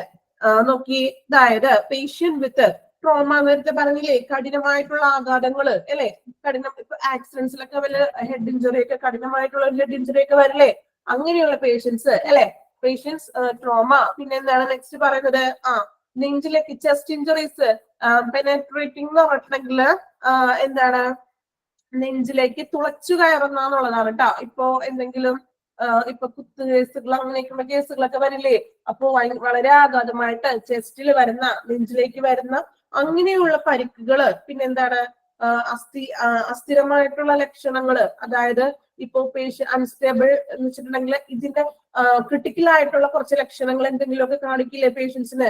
അങ്ങനെ മൾട്ടി ഇഞ്ചുറീസ്, വിവിധ തരത്തിലുള്ള ഇഞ്ചുറീസ്, അതായത് ഇഞ്ചുറീസ് ഉദ്ദേശിക്കുന്നത് ഭയങ്കര കഠിനമായിട്ടുള്ള ബുദ്ധിമുട്ടുകള് അല്ലെങ്കിൽ ഇങ്ങനെയുള്ള പെട്ടെന്ന് ക്രിട്ടിക്കലായിട്ട് വരുന്ന ആക്സിഡന്റ് കേസുകളൊക്കെയാണ് മെയിൻ ആയിട്ട് നമ്മൾ അങ്ങനെ ക്രിട്ടിക്കലായിട്ട് വരുന്ന ഒരു സിറ്റുവേഷൻസ് ഒക്കെ വരില്ലേ, അങ്ങനെയുള്ളവർക്കൊക്കെ ഇത്ര ടൈമിനുള്ളിൽ ആൾക്ക് എന്ത് വേണം, ട്രീറ്റ്മെന്റ് കിട്ടണം. അങ്ങനെയുള്ള സ്പെഷ്യൽ ആയിട്ടുള്ള ഹോസ്പിറ്റലിൽ ട്രീറ്റ്മെന്റ് ലഭിക്കണമെങ്കിൽ ഈ എയർ ട്രാൻസ്പോർട്ട് ആയിരിക്കും കൂടുതൽ ഗുണകരമായിട്ടുള്ളത് അല്ലെ. ഇനി next, patient with acute coronary syndrome അല്ലെ, അതായത് patient with acute coronary syndrome. പിന്നെ എന്താണ്, in crucial need of revascularization procedure, cardiac tamponade with hemodynamic compromise, cardiogenic shock, in need of intra-aortic balloon pump or other assist device. കുറെ നിങ്ങൾ കേൾക്കാത്ത വേർഡുകളുണ്ട് അല്ലെ, എളുപ്പം കേട്ടോ പറയാം. നോക്കിയേ, patients with acute coronary syndrome in crucial need, acute coronary syndrome ഉള്ള രോഗിക്ക് എന്താണ്, അങ്ങനെയുള്ള ഒരു രോഗികൾക്ക് ഹീമോഡൈനാമിക് അല്ലെങ്കിൽ കോംപ്രമൈസ് കാർഡിയാറ്റിക് ടാംബോർഡ് പോലുള്ള, അതായത് ഒരു ഇൻസ്ട്രുമെന്റ് ആട്ടോ ഈ ഹീമോ കാർഡിയാറ്റിക് ടാംബോണേഡ് എന്ന് പറഞ്ഞിട്ടുണ്ടെങ്കിൽ ഒരു ഇൻസ്ട്രുമെന്റ് ആണ് അത്. റിവാസ്കുലേഷൻ, ഒരു റിവാസ്കുലേഷൻ എന്ന് പറഞ്ഞിട്ടുണ്ടെങ്കിൽ പറഞ്ഞുതരാം, റിവാസ്കുലേഷൻ പ്രൊസീജിയറോട് കൂടി അങ്ങനെയുള്ളത്, അല്ലെങ്കിൽ എയറോട്ടിക് അല്ലെങ്കിൽ എയറോട്ടിക് ബലൂൺ പമ്പ് അങ്ങനെയുള്ള ഡിവൈസസുകൾ ആവശ്യമായിട്ടുള്ള രോഗികൾക്ക് എന്ത് ചെയ്യാം, എയർ ട്രാൻസ്പോർട്ട് കൂടുതൽ ഉപകാരം ആയിരിക്കും. ഓക്കെ, നമ്മൾ നിങ്ങൾക്ക് ഇതിന്റെ പിക്ചർ ഞാൻ കാണിച്ചു തരാം കേട്ടോ. ഇതിന് ശേഷം ഒന്ന് ക്ലാസ്സിന് ശേഷം ഒന്ന് പിക്ചർ ഒന്ന് നമുക്ക് കൂടുതലായിട്ട് കാണിച്ചു തരാം. നെക്സ്റ്റ് പോയിന്റിലേക്ക് പോകണേണ്, എയറോട്ടിക് ബലൂൺ പമ്പ് എന്താണ് അല്ലെങ്കിൽ റിവാസ്കുലറൈസേഷൻ കേട്ടോ. ഇത് ക്ലാസ്സിന് ശേഷം നിങ്ങൾക്ക് അത് ഡിസ്കസ് ചെയ്ത് ഞാനൊന്ന് കാണിച്ചു തരാം. ഓക്കെ ആണല്ലോ. ഇനി നെക്സ്റ്റ് നമ്മൾ പറയുന്നത് എന്താണ്, റിവാസ്കുലേഷൻ എന്ന് വെച്ചിട്ടുണ്ടെങ്കിൽ വേറൊന്നല്ല, ബ്ലോക്സുകളൊക്കെ വരില്ലേ ശരീരത്തില്. ഇപ്പോ ഹാർട്ടിൽ ബ്ലോക്ക് വന്നിട്ട് നമ്മൾ എന്ത് ചെയ്യും, ഇപ്പൊ ആൻജിയോഗ്രാം, ആൻജിയോപ്ലാസ്റ്റി അങ്ങനെയുള്ള ട്രീറ്റ്മെന്റ് ഒക്കെ ചെയ്യില്ലേ നമ്മള്. അതായത് ആ ഒരു ശരീരഭാഗത്തിന് ബ്ലോക്ക് വരുമ്പോൾ അവിടെ എന്ത് ചെയ്യാനാണ്, അവിടെ ആ അവയവത്തിന്റെ ഒരു പെർഫ്യൂഷന് പുനഃസ്ഥാപിക്കാൻ വേണ്ടിയിട്ട് നമ്മൾ ഇങ്ങനെ ബൈപ്പാസ് സർജറിയോ അല്ലെങ്കിൽ ആൻജിയോപ്ലാസ്റ്റി ഒക്കെ ചെയ്യില്ലേ, അങ്ങനെയുള്ള മാർഗങ്ങളൊക്കെ ചെയ്യില്ലേ. ആ ഒരു സിറ്റുവേഷനാണ് ഈ റിവാസ്കുലേഷൻ പ്രൊസീജിയർ എന്നതുകൊണ്ട് ഉദ്ദേശിക്കുന്നത് കേട്ടോ. നിങ്ങൾക്ക് പിക്ചർ ഞാൻ കാണിച്ചു തരാം. പിക്ചർ കാണുമ്പോൾ നിങ്ങൾക്ക് കുറച്ചുകൂടി ക്ലിയർ ആയിട്ടുള്ള ഒരു ഐഡിയ കിട്ടും. ഓക്കെ, ഇനി അയോട്ടിക് ബലൂൺ പറഞ്ഞില്ലേ, അയോട്ടിക് ബലൂൺ എന്ന് വെച്ചിട്ടുണ്ടെങ്കിൽ എന്താണ്, ഈ ഹൃദയാഘാതം അല്ലെങ്കിൽ ആ ഒരു ഹൃദയത്തിന്റെ ഹാർട്ട് ഡിസീസസ് വരില്ലേ. അപ്പോ ഹൃദയാഘാതം വർദ്ധിപ്പിക്കുമ്പോൾ ചിലപ്പോൾ ഒരേ സമയത്ത് എന്ത് ചെയ്യും, ഈ മയോകാർഡിയൽ ഓക്സിജൻ പെർഫ്യൂഷൻ നമ്മൾ നേരത്തെ പറഞ്ഞില്ലേ ഈ രക്തക്കുഴലുകളിൽ എന്താണ് രക്തം കുറഞ്ഞു പോവുകയോ പെട്ടെന്ന് നിലച്ചു പോകുന്ന അവസ്ഥയൊക്കെ വരില്ലേ. അപ്പോ അതിനൊക്കെ തരണം ചെയ്യുന്നതിന് വേണ്ടിയിട്ടാണ് ഈ എറോട്ടിക് ബലൂൺ എന്ന് പറഞ്ഞൊരു പമ്പ് നമ്മളുടെ ഹൃദയത്തിന്റെ ഉള്ളിൽ ഒരു ചെറിയൊരു എന്തോ ഒരു ട്യൂബ് പോലത്തെ ഒരു സംഭവമാണ് നമ്മളുടെ ഹൃദയത്തിൽ ഘടിപ്പിക്കുന്നത്. ഓക്കെ, അതൊരു ഡിവൈസ് ആണ് കേട്ടോ അത്. ഇനി നെക്സ്റ്റ് നമ്മൾ പറഞ്ഞത് എന്തായിരുന്നു? Patient due to receive organ അല്ലെ, ഓർഗൻ ട്രാൻസ്പ്ലാന്റ് നേരത്തെ പറഞ്ഞില്ലേ. മെയിൻ ആയിട്ട് എന്തിനാ? ഓർഗൻ ട്രാൻസ്പ്ലാന്റിന് വേണ്ടിയിട്ടാണ് നമ്മൾ ഈ എയർവേ അല്ലെങ്കിൽ എയർ ട്രാൻസ്പോർട്ട് യൂസ് ചെയ്യുന്നത് അല്ലെ. നമ്മള് ന്യൂസിലും അങ്ങനെയൊക്കെ നിങ്ങൾ കണ്ടു കാണാനുള്ള വീഡിയോസും അങ്ങനെയൊക്കെ അല്ലെ. ഇത്ര മിനിറ്റിനുള്ളിൽ പെട്ടെന്ന് തന്നെ എന്ത് ചെയ്യും, ഈ ഹെലികോപ്റ്ററിലൊക്കെ എന്ത് ചെയ്യും, ഈ ട്രാൻസ്പ്ലാന്റ് ചെയ്യാൻ വേണ്ടി അല്ല ഓർഗൻസിന് അത്രയും എന്താ പറയാ, അത്രയും സേഫ് ആയിട്ടുള്ള രീതിയിൽ എത്തിച്ച് ആൾക്ക് സർജറി പൂർണ്ണമാക്കുന്നതിന് വേണ്ടിയിട്ടാണ് ഇങ്ങനെയുള്ള ട്രാൻസ്പോർട്ടുകൾ നമ്മൾ മെയിൻ ആയിട്ട് യൂസ് ചെയ്യുന്നത്. ഓക്കെ, ഇനി നമ്മള് ക്രിട്ടിക്കലി ഇൽ high risk medical or surgical patient, ചിലപ്പോൾ സർജറി ഒക്കെ ചെയ്തപ്പോൾ എന്തെങ്കിലും പെട്ടെന്ന് ക്രിട്ടിക്കൽ ആയിട്ട് ഹൈ റിസ്ക് ഒക്കെ ഉള്ള പേഷ്യൻസ് ഒക്കെ വരില്ലേ, അങ്ങനെയുള്ളവർക്കും എന്ത് ചെയ്യും? എയർ ട്രാൻസ്പോർട്ട് നമ്മൾ യൂസ് ചെയ്യുന്നു. Okay, next point accompanying the patient അല്ലെ. അതായത് നമുക്ക് നോക്കാം എങ്ങനെയൊക്കെയാണ് പേഷ്യൻസിനെ അക്കംപൈൻ ചെയ്യുന്നത്, അല്ലെങ്കിൽ ഏതൊക്കെ തരത്തില് എങ്ങനെയൊക്കെയുള്ള ആളുകളാണ് ആ പേഷ്യൻസിന്റെ ഒപ്പം വേണ്ടത് ഒരു ട്രാൻസ്ഫറിന്റെ ടൈമില്. Okay,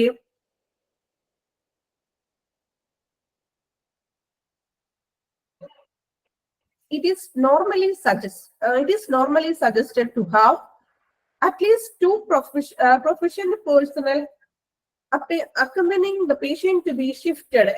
The care needed by each patient in each course of transfer relies on the level of patient's critical care, dependency and corresponding are divided into. Okay, നമ്മൾ പറയുന്നത് രണ്ട് പ്രൊഫഷണൽസ് എന്തായിരിക്കണം? നിർബന്ധമായിട്ടും ഉണ്ടായിരിക്കണം ട്രാൻസ്ഫർ ചെയ്യുന്ന സമയത്ത് അല്ലെ. പ്രൊഫഷണൽസ് ഉദ്ദേശിക്കുന്നത് പ്രത്യേകമായിട്ട് അതിന് ഈ ട്രാൻസ്ഫറിന് അല്ലെങ്കിൽ ഷിഫ്റ്റിംഗിന്റെ ആ ടൈമിൽ ട്രെയിനിങ് കിട്ടിയിട്ടുള്ള രണ്ട് പേഴ്സൺസ് എന്തായാലും രണ്ട് പ്രൊഫഷൻസ് ഉണ്ടായിരിക്കണം അല്ലെ. ഇനി എന്താ പറഞ്ഞത്? രോഗിക്ക് ആവശ്യമായിട്ടുള്ള കെയർ നീഡഡ് അല്ലെ. അതായത് ഓരോ പേഷ്യൻസിനും ആവശ്യമായിട്ടുള്ള കെയറും അല്ലെങ്കിൽ പരിചരണം രോഗിയുടെ ക്രിട്ടിക്കൽ കെയറിന് ഡിപ്പെൻഡ് ചെയ്തിരിക്കുന്നു അല്ലെ. ആ ഒരു പേഷ്യൻസിന്റെ ക്രിട്ടിക്കൽ ലെവൽ എങ്ങനെയാണോ അങ്ങനെയുള്ള ഒരു പരിചരണമായിരിക്കണം ആര് നൽകേണ്ടത്? ഈ ഡിപ്പെൻഡ് ചെയ്തിട്ടുള്ള ഈ രണ്ട് പേഴ്സൺസും പേഷ്യന്റിന് നൽകേണ്ടത്. ഓക്കെ, എങ്ങനെയൊക്കെ ഒന്ന് പറയോ? ഓക്കെ, നെറ്റ് കട്ടായി പോയായിരുന്നേ. അതായത് നമ്മൾ ഒരു പേഷ്യൻസിനെ ഷിഫ്റ്റ് ചെയ്യുമ്പോൾ മറ്റൊരു ഹോസ്പിറ്റലിലേക്ക് ഷിഫ്റ്റ് ചെയ്യുമ്പോൾ മെയിൻ ആയിട്ട് കമ്പൽസറി ആയിട്ട് രണ്ട് പ്രൊഫഷൻ ഉണ്ടായിരിക്കണം. ട്രെയിനഡ് ആയിട്ടുള്ള രണ്ട് നഴ്സസ് അല്ലെങ്കിൽ അതുപരമായിട്ടുള്ള ട്രെയിനിങ് കിട്ടിയ രണ്ട് പ്രൊഫഷൻ നിർബന്ധമായിട്ടും ഉണ്ടായിരിക്കണം. ഇനി ഓരോ പേഷ്യന്റിന്റെ സിറ്റുവേഷൻ പലതായിരിക്കുമല്ലോ. ചിലവരെ എന്തായിരിക്കും വളരെയധികം ക്രിട്ടിക്കൽ ആയിട്ടുള്ള സിറ്റുവേഷൻ ആയിരിക്കും അല്ലെ. അപ്പോ എങ്ങനെയുള്ള ക്രിട്ടിക്കൽ സിറ്റുവേഷൻ ആണോ അവർക്കുള്ളത് അതനുസരിച്ച് എന്ത് ചെയ്യണം? രോഗിയുടെ ക്രിട്ടിക്കൽ കെയറിനെ ഡിപ്പെൻഡ് ചെയ്തിട്ട് അവർക്ക് അതിനു വേണ്ടിയിട്ടുള്ള പരിചരണം കൂടി നൽകണം. ഈ ട്രാവൽ ചെയ്യുമ്പോൾ ആരാണോ ഈ രണ്ട് പേഴ്സൺ കൂടെയുള്ളത് അദ്ദേഹം എന്ത് ചെയ്യുക? അവർക്ക് വേണ്ട അവരെ ഡിപ്പെൻഡ് ചെയ്തിട്ടുള്ള എന്താണോ അവർക്ക് വേണ്ടുന്നത് അങ്ങനെയുള്ള കാര്യങ്ങൾ കെയർ ചെയ്ത് കൊടുക്കുക. ഇത്രയാണ് നമ്മൾ പറയുന്നത്. ഇനി ഇതിനെ ഓരോ ലെവലായിട്ട് തരംതിരിച്ചിരിക്കുകയാണ് കേട്ടോ. ഓരോ ലെവലിലും വരുന്ന പേഷ്യൻസ് അല്ലെങ്കിൽ ഓരോ ലെവലിലും വരുമ്പോൾ എന്തൊക്കെയാണ് പേഷ്യൻസിന് ചെയ്തു കൊടുക്കേണ്ട കാര്യങ്ങൾ എന്നാണ് ലെവൽ 0 തുടങ്ങി ലെവൽ 3 വരെ നമ്മളോട് പറയുന്നത്. ലെവൽ 0, 1 and 2, 3 അല്ലെ. ഇനി ഓരോ ലെവലിൽ എന്തൊക്കെയാണെന്ന് നമുക്ക് നോക്കാം. നിങ്ങൾക്ക് വായിക്കുമ്പോൾ തന്നെ ചിലപ്പോ എന്താണ് ഒരു ക്ലിയർ ഐഡിയ ഒക്കെ കിട്ടും കേട്ടോ. എന്തെങ്കിലും ഡൗട്ട് ഉണ്ടെങ്കിൽ ചില വേർഡ്സ് നിങ്ങൾ ആദ്യമായിട്ട് കേൾക്കുന്ന വേർഡ്സ് ഒക്കെ ഉണ്ടാവും അല്ലെ. അങ്ങനെയുള്ളതൊക്കെ ടീച്ചർ എന്ത് ചെയ്യാം പിക്ചർ വെച്ചിട്ട് നിങ്ങൾക്ക് കുറച്ചും കൂടി ഡിസ്കസ് ചെയ്ത് തരാം. ഓക്കെ, അപ്പോ ലെവൽ 0 പറയുന്നത് നോക്കിയേ. It consists of the patient who can be managed at the ward level of warding a hospital and normally not needed to accompanied by any specialized person. ചില സിറ്റുവേഷനിലെ നമുക്കറിയാം ഇപ്പൊ ക്രിട്ടിക്കൽ ആയിട്ടുള്ള രോഗികളൊന്നും ഇല്ല. അങ്ങനെയുള്ള സന്ദർഭത്തിലൊക്കെ വേറൊരു തുടർ ചികിത്സയ്ക്ക് വേണ്ടി മറ്റൊരു ഹോസ്പിറ്റലിലേക്കൊക്കെ ട്രാൻസ്ഫർ ചെയ്യില്ലേ. അപ്പൊ ചിലപ്പോൾ റിലേറ്റീവ്സ് മാത്രമായിരിക്കുമല്ലോ ആംബുലൻസിൽ പോകുന്നത്. കാരണം ക്രിട്ടിക്കൽ ആയിട്ടുള്ള സിറ്റുവേഷൻസ് ഒന്നും ഇല്ല. ചിലപ്പോൾ അവിടെ അതിനുള്ള ട്രീറ്റ്മെന്റ് ഇല്ല. ചിലപ്പോൾ രോഗിക്ക് വല്ല നടക്കാൻ പറ്റാത്ത ബുദ്ധിമുട്ടും കാര്യങ്ങളും ഫിസിക്കലി എന്തെങ്കിലും പ്രോബ്ലംസ് ഒക്കെ മാത്രമേ ഉണ്ടാവുള്ളൂ. അങ്ങനെയുള്ള സിറ്റുവേഷൻസിൽ ഒരു സ്പെഷ്യലൈസ്ഡ് പേഴ്സണലിന്റെ ആവശ്യമൊന്നും അങ്ങനെയുള്ള ഒരു സിറ്റുവേഷനിൽ വരുന്നില്ല അല്ലെ. അതിപ്പോ നമ്മള് ഒരു ജനറൽ ഹോസ്പിറ്റലിൽ പോയി, അപ്പൊ അവിടെ ചിലപ്പോ അതിന്റെ ഒരു സ്പെഷ്യലിസ്റ്റ് ഉണ്ടാവില്ല. പക്ഷെ ആൾക്ക് ചിലപ്പോ ആ ഒരു സിറ്റുവേഷനിൽ എന്താണ് ഫിസിക്കലായിട്ട് ചിലപ്പോൾ ഒരു പ്രോബ്ലംസ് ഉണ്ടാവും ട്രാവൽ ചെയ്യാൻ. അപ്പൊ അങ്ങനെയുള്ള സിറ്റുവേഷനിൽ എന്താണ് നമുക്ക് ഹോസ്പിറ്റലിൽ നിന്ന് ഒരു ആംബുലൻസ് പ്രൊവൈഡ് ചെയ്ത് കൊടുക്കും അല്ലെ. അപ്പൊ ആ ഒരു സിറ്റുവേഷനിൽ എന്താണ് ഒരു നമ്മൾ നേരത്തെ പറഞ്ഞ പോലെ ഒരു സ്പെഷ്യലൈസ്ഡ് ആയിട്ടുള്ള ഒരു 2% ഒന്നും ആവശ്യമില്ല അല്ലെ. ചിലപ്പോ അങ്ങനെയുള്ള സിറ്റുവേഷനിൽ അങ്ങനെ ആവശ്യമില്ല, പേഷ്യന്റിന്റെ റിലേറ്റീവ്സ് ഒക്കെ മാത്രമേ ഉണ്ടാവുള്ളൂ. ആ ഒരു സിറ്റുവേഷനാണ് നമ്മൾ ലെവൽ 0 ആയിട്ട് പറയുന്നത്. ഓക്കെ, ഇനി ലെവൽ 1 പറയുന്നത് നോക്കാം. ലെവൽ 1 പറയുന്നത് നോക്കിയേ, it consists of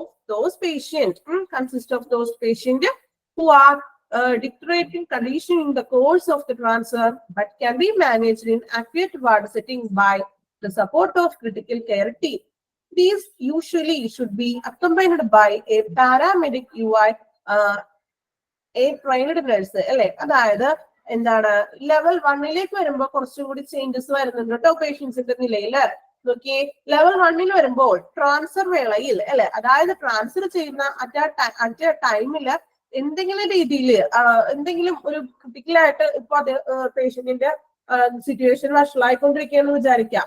അതായത് എന്താണ് എന്തെങ്കിലും ഒരു തരത്തിലുള്ള ഒരു ബുദ്ധിമുട്ടുകൾ ചിലപ്പോ എന്താണ് പേഷ്യൻസിന്റെ ഭാഗത്തു നിന്ന് വരുന്നു അല്ലെ. പെട്ടെന്ന് എന്തെങ്കിലും വല്ല ബുദ്ധിമുട്ടുകളോ ചിലപ്പോ വോമിറ്റിംഗ് കാര്യങ്ങൾ അങ്ങനെയുള്ളതൊക്കെ ഇല്ലേ, ചിലപ്പോ ശ്വാസം കിട്ടാനായിട്ടുള്ള ബുദ്ധിമുട്ട് വരിക, അങ്ങനെയൊക്കെയുള്ള ഒരു കണ്ടീഷൻ അല്ലെ.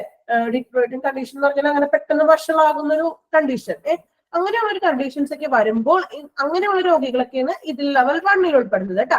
പക്ഷെ എന്ത് ചെയ്യാൻ പറ്റും, ക്രിട്ടിക്കൽ കെയറിന്റെ പിന്തുണയാല് ആ ഒരു ക്രമീകരിക്കാനായിട്ട് അത് കൈകാര്യം ചെയ്യാനായിട്ട് അവർക്ക് കഴിയും. അതിനു വേണ്ടിയിട്ടാണ് ആര് വേണ്ടത്, പാരാമെഡിക്കും UI എന്ന് പറഞ്ഞിട്ടുണ്ടെങ്കിൽ ആ ഒരു ഒരു പാരാമെഡിക്കലിന് ഒരു ട്രെയിനഡ് ആയിട്ടുള്ള ഒരു സ്റ്റാഫ് ഇട്ടാ, അത്രയും അതിനകത്ത് പറയുന്നുള്ളൂ കേട്ടോ. അങ്ങനെയുള്ള സിറ്റുവേഷൻ, അതായത് ഒരു രോഗിക്ക് ലെവൽ 0 ഞാൻ പറഞ്ഞില്ലേ, വേറെ എക്സ്ട്രാ ഒരു പേഴ്സൺസിന്റെ അല്ലെങ്കിൽ ഒരു പ്രൊഫഷന്റെ കൂടെ പോകേണ്ട ആവശ്യം ഇല്ല, റിലേറ്റീവ്സ് മാത്രം ജസ്റ്റ് പോയാൽ മതി അല്ലെ. പക്ഷെ ലെവൽ 1 വന്നു വെച്ചിട്ടുണ്ടെങ്കിൽ ഇൻ കേസ് പോകുന്ന ട്രാവലിംഗ് ഓൺ ദ വേക്ക് എന്തെങ്കിലും ഒരു സിറ്റുവേഷൻ വഷളാവുകയാണെങ്കിൽ അങ്ങനെയുള്ള ഒരു കെയർ അവർക്ക് കൊടുക്കുന്നതിന് വേണ്ടിയിട്ടാണ് ഒരു പാരാമെഡിക് ഒരു UI വേണം എന്ന് പറയുന്നത്. ഓക്കെ, ക്ലിയർ ആക്കി തരാം. എന്തെങ്കിലും ഡൗട്ട് ഉണ്ടെങ്കിൽ ക്ലാസ്സിന് ശേഷം ക്ലിയർ ആക്കാം കേട്ടോ. ഓക്കെ, ഇനി ലെവൽ 2 കേട്ടോ. ലെവൽ 2 ചിലപ്പോ ഈ സിറ്റുവേഷൻ മാറി നെക്സ്റ്റ് സിറ്റുവേഷൻ ആയിരിക്കും കേട്ടോ. നോക്കാം, ലെവൽ 2 നോക്കി, it consist of patient who are need of observation or intervention for failure of single organ system and have to be accompanied by trained and professional personnel. ഇവിടെ കുറച്ചുകൂടി situation മാറി അല്ലെ. നമ്മൾ level 1 നിന്നും ലെവൽ 0 നിന്നും level 1 നിന്നും situation കുറച്ചും കൂടി ഇത്രയും കൂടി ഡേഞ്ചർ ആയിട്ടുള്ള സിറ്റുവേഷൻ ആയി അല്ലെ. നോക്കിയേ, it consist of patient who R needed observation, നിരീക്ഷണം വേണം അല്ലെ. എപ്പോഴും ഒരു ഒബ്സർവേഷനിൽ ആയിരിക്കുന്ന ഒരു പേഷ്യൻസ് ആയിരിക്കും ലെവൽ 2 അല്ലെങ്കിൽ ഒരു അവയവ വ്യവസ്ഥയുടെ പരാജയം, എന്തെങ്കിലും ഒരു ഫെയിലിയർ, ഇപ്പോ എന്താണ് ഇപ്പൊ നമുക്ക് എന്തെങ്കിലും ഇപ്പോ കരളിന് അങ്ങനെയൊക്കെ ഒരു ഫെയിലിയർ സംഭവിക്കില്ലേ, അങ്ങനെയൊക്കെയുള്ള ഒരു ഫെയിലിയർ സംഭവിച്ച ആളെ പെട്ടെന്ന് തന്നെ നമ്മൾ ഷിഫ്റ്റ് ചെയ്യാണ് അല്ലെ. ഉടനെ തന്നെ ചിലപ്പോൾ സർജറി ഒക്കെ നടത്തേണ്ടതായിട്ടുള്ള ഒരു സിറ്റുവേഷൻസ് ഒക്കെ വരില്ലേ. അങ്ങനെയുള്ള ഓർഗൻസിന്റെ സിസ്റ്റത്തിൽ എന്തെങ്കിലും ഒരു ഫെയിലിയർ ആയിട്ടുള്ള ഓർഗൻസ് ഫെയിലിയർ ആയി പോയി അല്ലെ.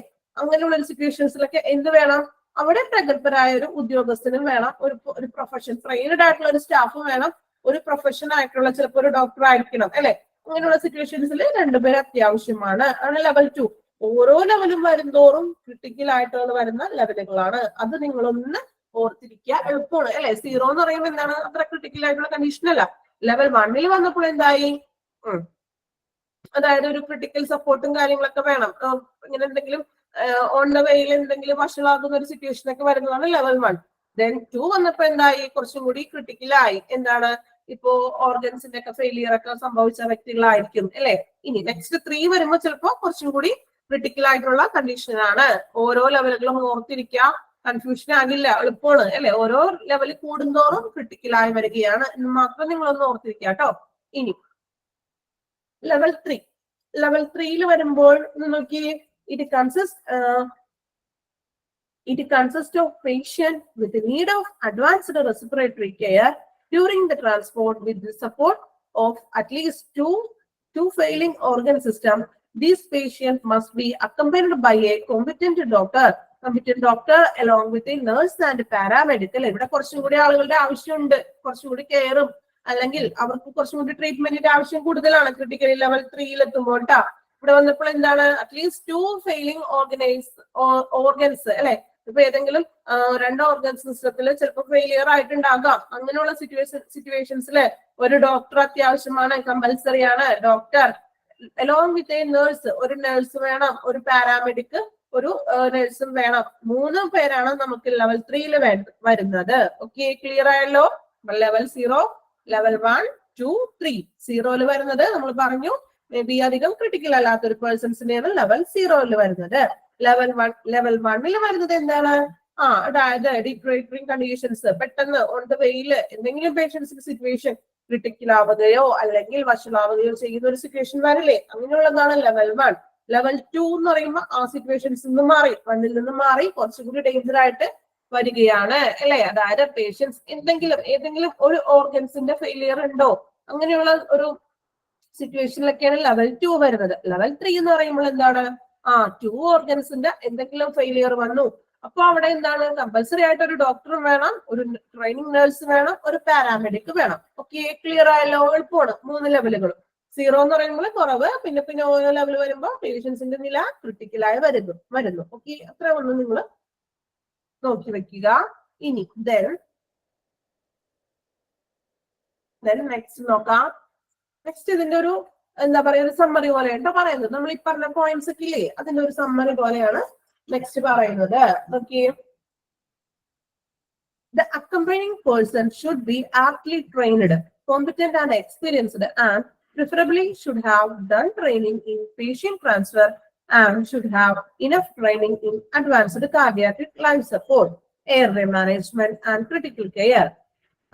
If the physician is not available to shift the unstable patient, then the provision of contacting the physician concerned by the transport tram should certainly be ready for service. അല്ലെ, clear ആയിട്ടുണ്ടാവുമല്ലോ? എളുപ്പമില്ലേ? അതായത് അക്കമ്പൈനിങ് person എന്ന് പറഞ്ഞാൽ ആരാണ്? കൂടെ പോകുന്ന. അക്കമ്പൈനിങ് means അനുഗമിക്കുന്ന, transfer വേളയിൽ കൂടെ പോകുന്ന. നമ്മൾ പറഞ്ഞില്ലേ ട്രെയിനഡ് ആയിട്ടുള്ള നഴ്സസും അല്ലെങ്കിൽ പാരാമെഡിക്കൽ ഒക്കെയാണ് ട്രാൻസ്ഫർ സമയത്ത് പോകുന്നത്. അങ്ങനെയുള്ള പേഴ്സൺസ് എന്തായിരിക്കണം? ഷുഡ് ബി ആപ്റ്റ്ലി ട്രെയിനഡ് ആയിട്ടുള്ള പേഴ്സൺസ് ആയിരിക്കണം. Competent and experienced and preferable should have done training in patient transfer. അവർക്ക് ഒരു പേഷ്യന്റിനെ ട്രാൻസ്ഫർ ചെയ്യുമ്പോൾ അല്ലെങ്കിൽ എന്തൊക്കെയാണ് അവർക്ക് കെയർ നൽകേണ്ടതുള്ള സ്പെഷ്യൽ ആയിട്ടുള്ള ട്രെയിനിങ്ങും അല്ലെങ്കിൽ സ്പെഷ്യൽ ട്രെയിനിങ് അവർക്ക് ലഭിച്ച എക്സ്പീരിയൻസ്ഡ് ആയിട്ടുള്ള വ്യക്തികളായിരിക്കണം ഇങ്ങനെ ട്രാൻസ്ഫർ ചെയ്യുന്ന വേളയിൽ പോകേണ്ടത്. അല്ലെങ്കിൽ ഒരു എക്സ്പീരിയൻസ് അല്ലാത്ത ഇപ്പൊ ഒരു നഴ്സിംഗ് സ്റ്റുഡന്റിന് ഈ ട്രാൻസ്ഫർ വേളയിൽ ചിലപ്പോ അല്ലെങ്കിൽ അവരുടെ ഒപ്പം അങ്ങനെ നമുക്ക് ട്രാൻസ്ഫർ സമയത്ത് പോയിട്ടുണ്ടെങ്കിൽ ചിലപ്പോ എന്ത് ചെയ്യണം എന്നുള്ളൊരു കാര്യം അറിയില്ലായിരിക്കും അല്ലെ. പ്രോപ്പർ ആയിട്ടുള്ളൊരു കാര്യങ്ങൾ ചെയ്യാനായിട്ട് സാധിക്കില്ല, ചിലപ്പോൾ പ്രോപ്പർ ആയിട്ടുള്ള ഒരു കെയർ ലഭിക്കില്ല. അതിനു വേണ്ടിയിട്ട് വെൽ എക്സ്പീരിയൻസ്ഡ് ആയിട്ടുള്ള, അതിനുവേണ്ടി സ്പെഷ്യൽ ട്രെയിനിങ് കിട്ടിയിട്ടുള്ള സ്റ്റാഫുകളായിരിക്കണം പോകേണ്ടത്. അവർക്ക് ഇനി എന്താണ് അപ്പൊ പരിശീലനം നേടിയിരിക്കണം. പിന്നെന്താണ് രോഗിയുടെ ട്രാൻസ്ഫറിൽ ഒരു പരിശീലനം വേണം അല്ലെ. പിന്നെ എയർവേ മാനേജ്മെന്റും പിന്നെന്താണ് ക്രിട്ടിക്കൽ കെയറും പിന്തുണയ്ക്കുന്ന പുതിയ ടെക്നിക്സ്. നമ്മൾ പറഞ്ഞില്ലേ ഇപ്പൊ ഒരു ആംബുലൻസിലാണെങ്കിൽ പോലും അതില് ഒരു ICU പോലെ സെറ്റ് ചെയ്തിട്ടുണ്ടാവും പറഞ്ഞില്ലേ, മോണിറ്ററിംഗ് ഉണ്ടാവും, എക്യുപ്മെന്റ്സ് ഉണ്ടാവും. ഈ എക്യുപ്മെന്റ്സും മോണിറ്ററിങ്ങും ഈ വർക്ക് ചെയ്യുന്നതും അതിന്റെ വർക്കിങ്ങും കാര്യങ്ങളും അറിയാത്തൊരു നഴ്സിന് ഈ ട്രാൻസ്ഫർ സമയത്ത് പോയിട്ടുണ്ടെങ്കിൽ കാര്യമൊന്നുമില്ല അല്ലെ. അത് കറക്റ്റ് ആയിട്ട് പ്രോപ്പർ ആയിട്ട് ആ എക്യുപ്മെന്റ് യൂസ് ചെയ്താൽ അറിയാൻ മാത്രം ആള് പോയിട്ടല്ലേ കാര്യമുള്ളൂ. ഇപ്പൊ മേ ബി ഞാൻ പറഞ്ഞില്ലേ ഓൺ ദ വെയിൽ എന്തെങ്കിലും സംഭവിക്കുകയാണെങ്കിൽ ഈ എക്യുപ്മെന്റ് ഒന്നും യൂസ് ചെയ്യാൻ അറിയില്ല. അങ്ങനെ ഒരു സിറ്റുവേഷൻ ആണെങ്കിൽ ആ പേഷ്യൻസിന് നില എന്താവും, ഗുരുതരാവും. ചിലപ്പോ ആള് ഹോസ്പിറ്റലിൽ ചിലപ്പോ എത്താൻ വരെ സാധിക്കില്ല. അതുകൊണ്ട് തന്നെ അങ്ങനെയുള്ള ട്രെയിനിങ് സ്റ്റാഫുകളെ ആയിരിക്കും എന്ത് ചെയ്യുന്നത്, ഷിഫ്റ്റിംഗ് അല്ലെങ്കിൽ ട്രാൻസ്ഫർ സമയത്ത് കൂടെ അയക്കുന്നത്. ഓക്കെ, ക്ലിയർ ആയെന്ന് വിചാരിക്കുന്നു. കാർഡിയാക് ലൈഫ് സപ്പോർട്ട് നമ്മൾ പറഞ്ഞില്ലേ, മോണിറ്ററിംഗ് സപ്പോർട്ടും അങ്ങനെ ഹൃദയ സംബന്ധമായിട്ട് മോണിറ്ററിംഗിലൊക്കെ കാണിക്കില്ലേ. അങ്ങനെയുള്ള കാര്യങ്ങളെ പറ്റി കൂടുതൽ അറിവുള്ളവരായിരിക്കണം പോകേണ്ടത്. ഇനി നമ്മൾ പറഞ്ഞു if the physician is not available to shift the sustainable patient, then the provision of contacting the physician concerned by transport tram should certainly be ready for service. ഇപ്പൊ മേ ബി ഫിസിഷ്യൻ എന്താണ് unstable ആണെങ്കിൽ പോലും ഇവർക്ക് ഒരു ഫിസിഷ്യന്റേതായിട്ടുള്ള details അല്ലെങ്കിൽ എന്തൊക്കെ care ചെയ്യണം എന്നുള്ള ഒരു കാര്യങ്ങൾ ഓൾറെഡി ഇവർക്ക് പെർഫെക്റ്റ് ആയിട്ട് അറിയാൻ സാധിക്കും കേട്ടോ. അങ്ങനെയുള്ള അത്രയും എക്സ്പീരിയൻസ്ഡ് ആയിട്ടുള്ള ആളുകളായിരിക്കണം കൂടെ പോകേണ്ടത്. ഓക്കെ, അത്രയും കാര്യങ്ങളാണ് നമ്മൾ ലെവൽ 1ലും അല്ലെങ്കിൽ ലെവൽ 0, 1, 2, 3 ഇതിനകത്ത് പറയുന്നത് കേട്ടോ. എളുപ്പമാണല്ലോ. ഇനി നെക്സ്റ്റ് നമ്മൾ നോക്കുന്നത് ജസ്റ്റ് ഒന്ന് തുടങ്ങി വെക്കണേ കേട്ടോ. Equipment, drugs and monitoring. നിങ്ങൾക്ക് ഒരുപാട് എടുത്തങ്ങനെ ബുദ്ധിമുട്ടിക്കുന്നില്ല, ഒരുപാട് എടുക്കുന്നില്ല. കാരണം നിങ്ങൾക്ക് ചിലപ്പോൾ പുതിയ പുതിയ ടേംസ് ഒക്കെ നമ്മളിപ്പോ പറഞ്ഞതിൽ കുറച്ചൊക്കെ ഉണ്ട് അല്ലെ. അതൊക്കെ ഒന്ന് നല്ലപോലെ ക്ലിയർ ആകണം അല്ലെ. എന്നാൽ മാത്രം നമുക്ക് നെക്സ്റ്റ് കണ്ടിന്യൂഷൻ ആയിട്ട് പോകാനായിട്ട് പറ്റുള്ളൂ കേട്ടോ. Okay, equipment, drugs and monitoring അല്ലെ. നമ്മൾ നേരത്തെ കഴിഞ്ഞ ഇതിനകത്ത് കുറച്ച് കാര്യങ്ങൾ കൂടി പറഞ്ഞിട്ടുണ്ടായിരുന്നു. ഓക്കെ, അപ്പൊ നമുക്ക് അതൊന്ന് നോക്കാം കേട്ടോ.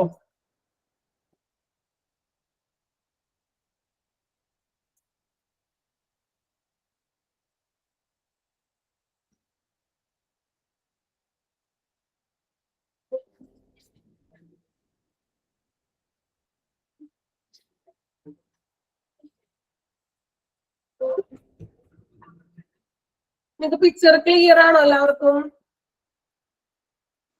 Yes ma'am. ക്ലിയർ ആണ് മാം. നമ്മൾ നേരത്തെ പറഞ്ഞായിരുന്നില്ലേ ക്ലിയർ ഡിഫിബ്രിലേഷൻ എന്നുള്ള ഒരു ടേം പറഞ്ഞായിരുന്നു അല്ലെ. അപ്പൊ ഞാൻ പറഞ്ഞു ഡിഫിബ്രിലേഷൻ എന്ന് പറഞ്ഞാൽ എന്താണ്? ഹൃദയമിടിപ്പിന്റെ ക്രമക്കേടുകൾ മൂലം സംഭവിക്കുന്ന ഒരു ഇതാണ് ഈ ഡിഫിബ്രിലേഷൻ എന്ന് പറഞ്ഞാല്. അപ്പോ ഇതിനു വേണ്ടി നമ്മൾ അതിനു വേണ്ടിയുള്ള ഒരു ചികിത്സയാണ് ഈ ഡിഫിബ്രിലേഷൻ എന്ന് പറഞ്ഞൊരു പ്രോസസ്സ് ചെയ്യുന്നത്. അതായത് വേറൊന്നല്ല, നമ്മള് ശരീരത്തിലേക്ക് ഒരു വൈദ്യുത ഇലക്ട്രിക്കൽ കറണ്ട് ആണ് നമ്മൾ ഈ ശരീരത്തില് കയറ്റിവിടുന്നത്. ഇലക്ട്രിക്കൽ ആയിട്ടുള്ള ഒരു നമ്മൾ ഡിഫിബ്രിലേറ്റർ പാഡിൽ വെക്കും. നിങ്ങൾ കണ്ട പിക്ചർ കറക്റ്റ് ആയിട്ട് കാണിച്ചിട്ടുണ്ട് അല്ലെ. അപ്പൊ ഒരു ഡിഫിബ്രിലേഷൻ പാഡിലാണ് നമ്മൾ അവിടെ യൂസ് ചെയ്യുന്നത് അല്ലെ.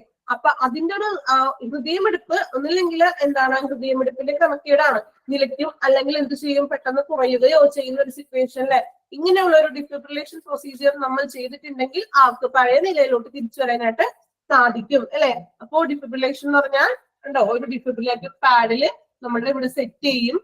പിന്നെ എന്താണ്, ഒരു ഇലക്ട്രിക്കൽ കറണ്ട് നിങ്ങൾ കണ്ടിട്ടുണ്ടാവും അല്ലെ. ചില സിനിമകളിലും അല്ലെങ്കിൽ വീഡിയോസിലൊക്കെ കണ്ടിട്ടുണ്ടാവുമല്ലോ ഇങ്ങനെയുള്ളൊരു പാഡിലൊക്കെ വെക്കുന്നത് നമ്മുടെ ശരീരത്ത്. എന്തിനാണെന്നുള്ളത് ക്ലിയർ ആയില്ലേ? ഇത്ര നാൾ ചിലപ്പോൾ നമുക്ക് അറിയില്ലായിരിക്കും എന്താണ് സംഭവം. ഒരു ഡിവൈസ് ആണെന്ന് നമുക്കറിയാം അല്ലെ, പക്ഷെ അത് എന്തിനു വേണ്ടിയിട്ടാണ് ഉപയോഗിക്കുന്നത് എന്നും അറിയാൻ പറ്റില്ലായിരിക്കുമല്ലോ. ഇപ്പൊ നിങ്ങൾക്ക് ക്ലിയർ ആണല്ലേ? ഡിഫിബ്രിലേഷൻ എന്ന് പറഞ്ഞിട്ടുണ്ടെങ്കിൽ ഈ ഹൃദയത്തിന്റെ ഒരു നിലനിൽപ്പിന് വേണ്ടിയിട്ട്, അല്ലെങ്കിൽ ഹൃദയത്തിന്റെ ഒരു ഹൃദയമിടിപ്പ് നിലയ്ക്കുകയോ അങ്ങനെയുള്ളൊരു പെട്ടെന്നുള്ള എന്തെങ്കിലും ഒരു ബുദ്ധിമുട്ടുകളൊക്കെ വരുവാണെങ്കിൽ, ജീവൻ അപകടപ്പെടുത്തുന്ന അല്ലെങ്കിൽ അങ്ങനെയുള്ള പ്രോബ്ലംസിനൊക്കെ വേണ്ടിയിട്ടാണ് ഈ ഡിഫിബ്രിലേഷൻ കൊണ്ടുവന്നത്. ഓക്കെ ആണല്ലോ? ഡിഫിബ്രിലേഷൻ ഓക്കെ അല്ലേ എല്ലാവർക്കും?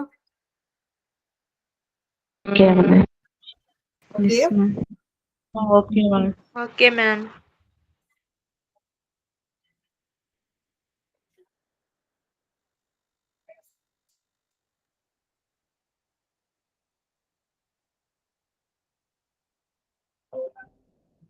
നെക്സ്റ്റ്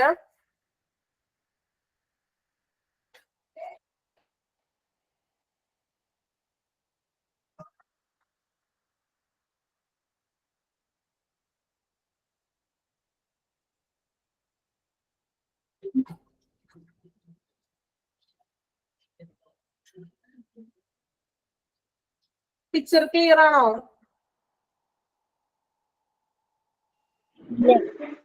പിക്ചർ കാണുന്നില്ലല്ലോ മാഡം. കാണുന്നില്ല?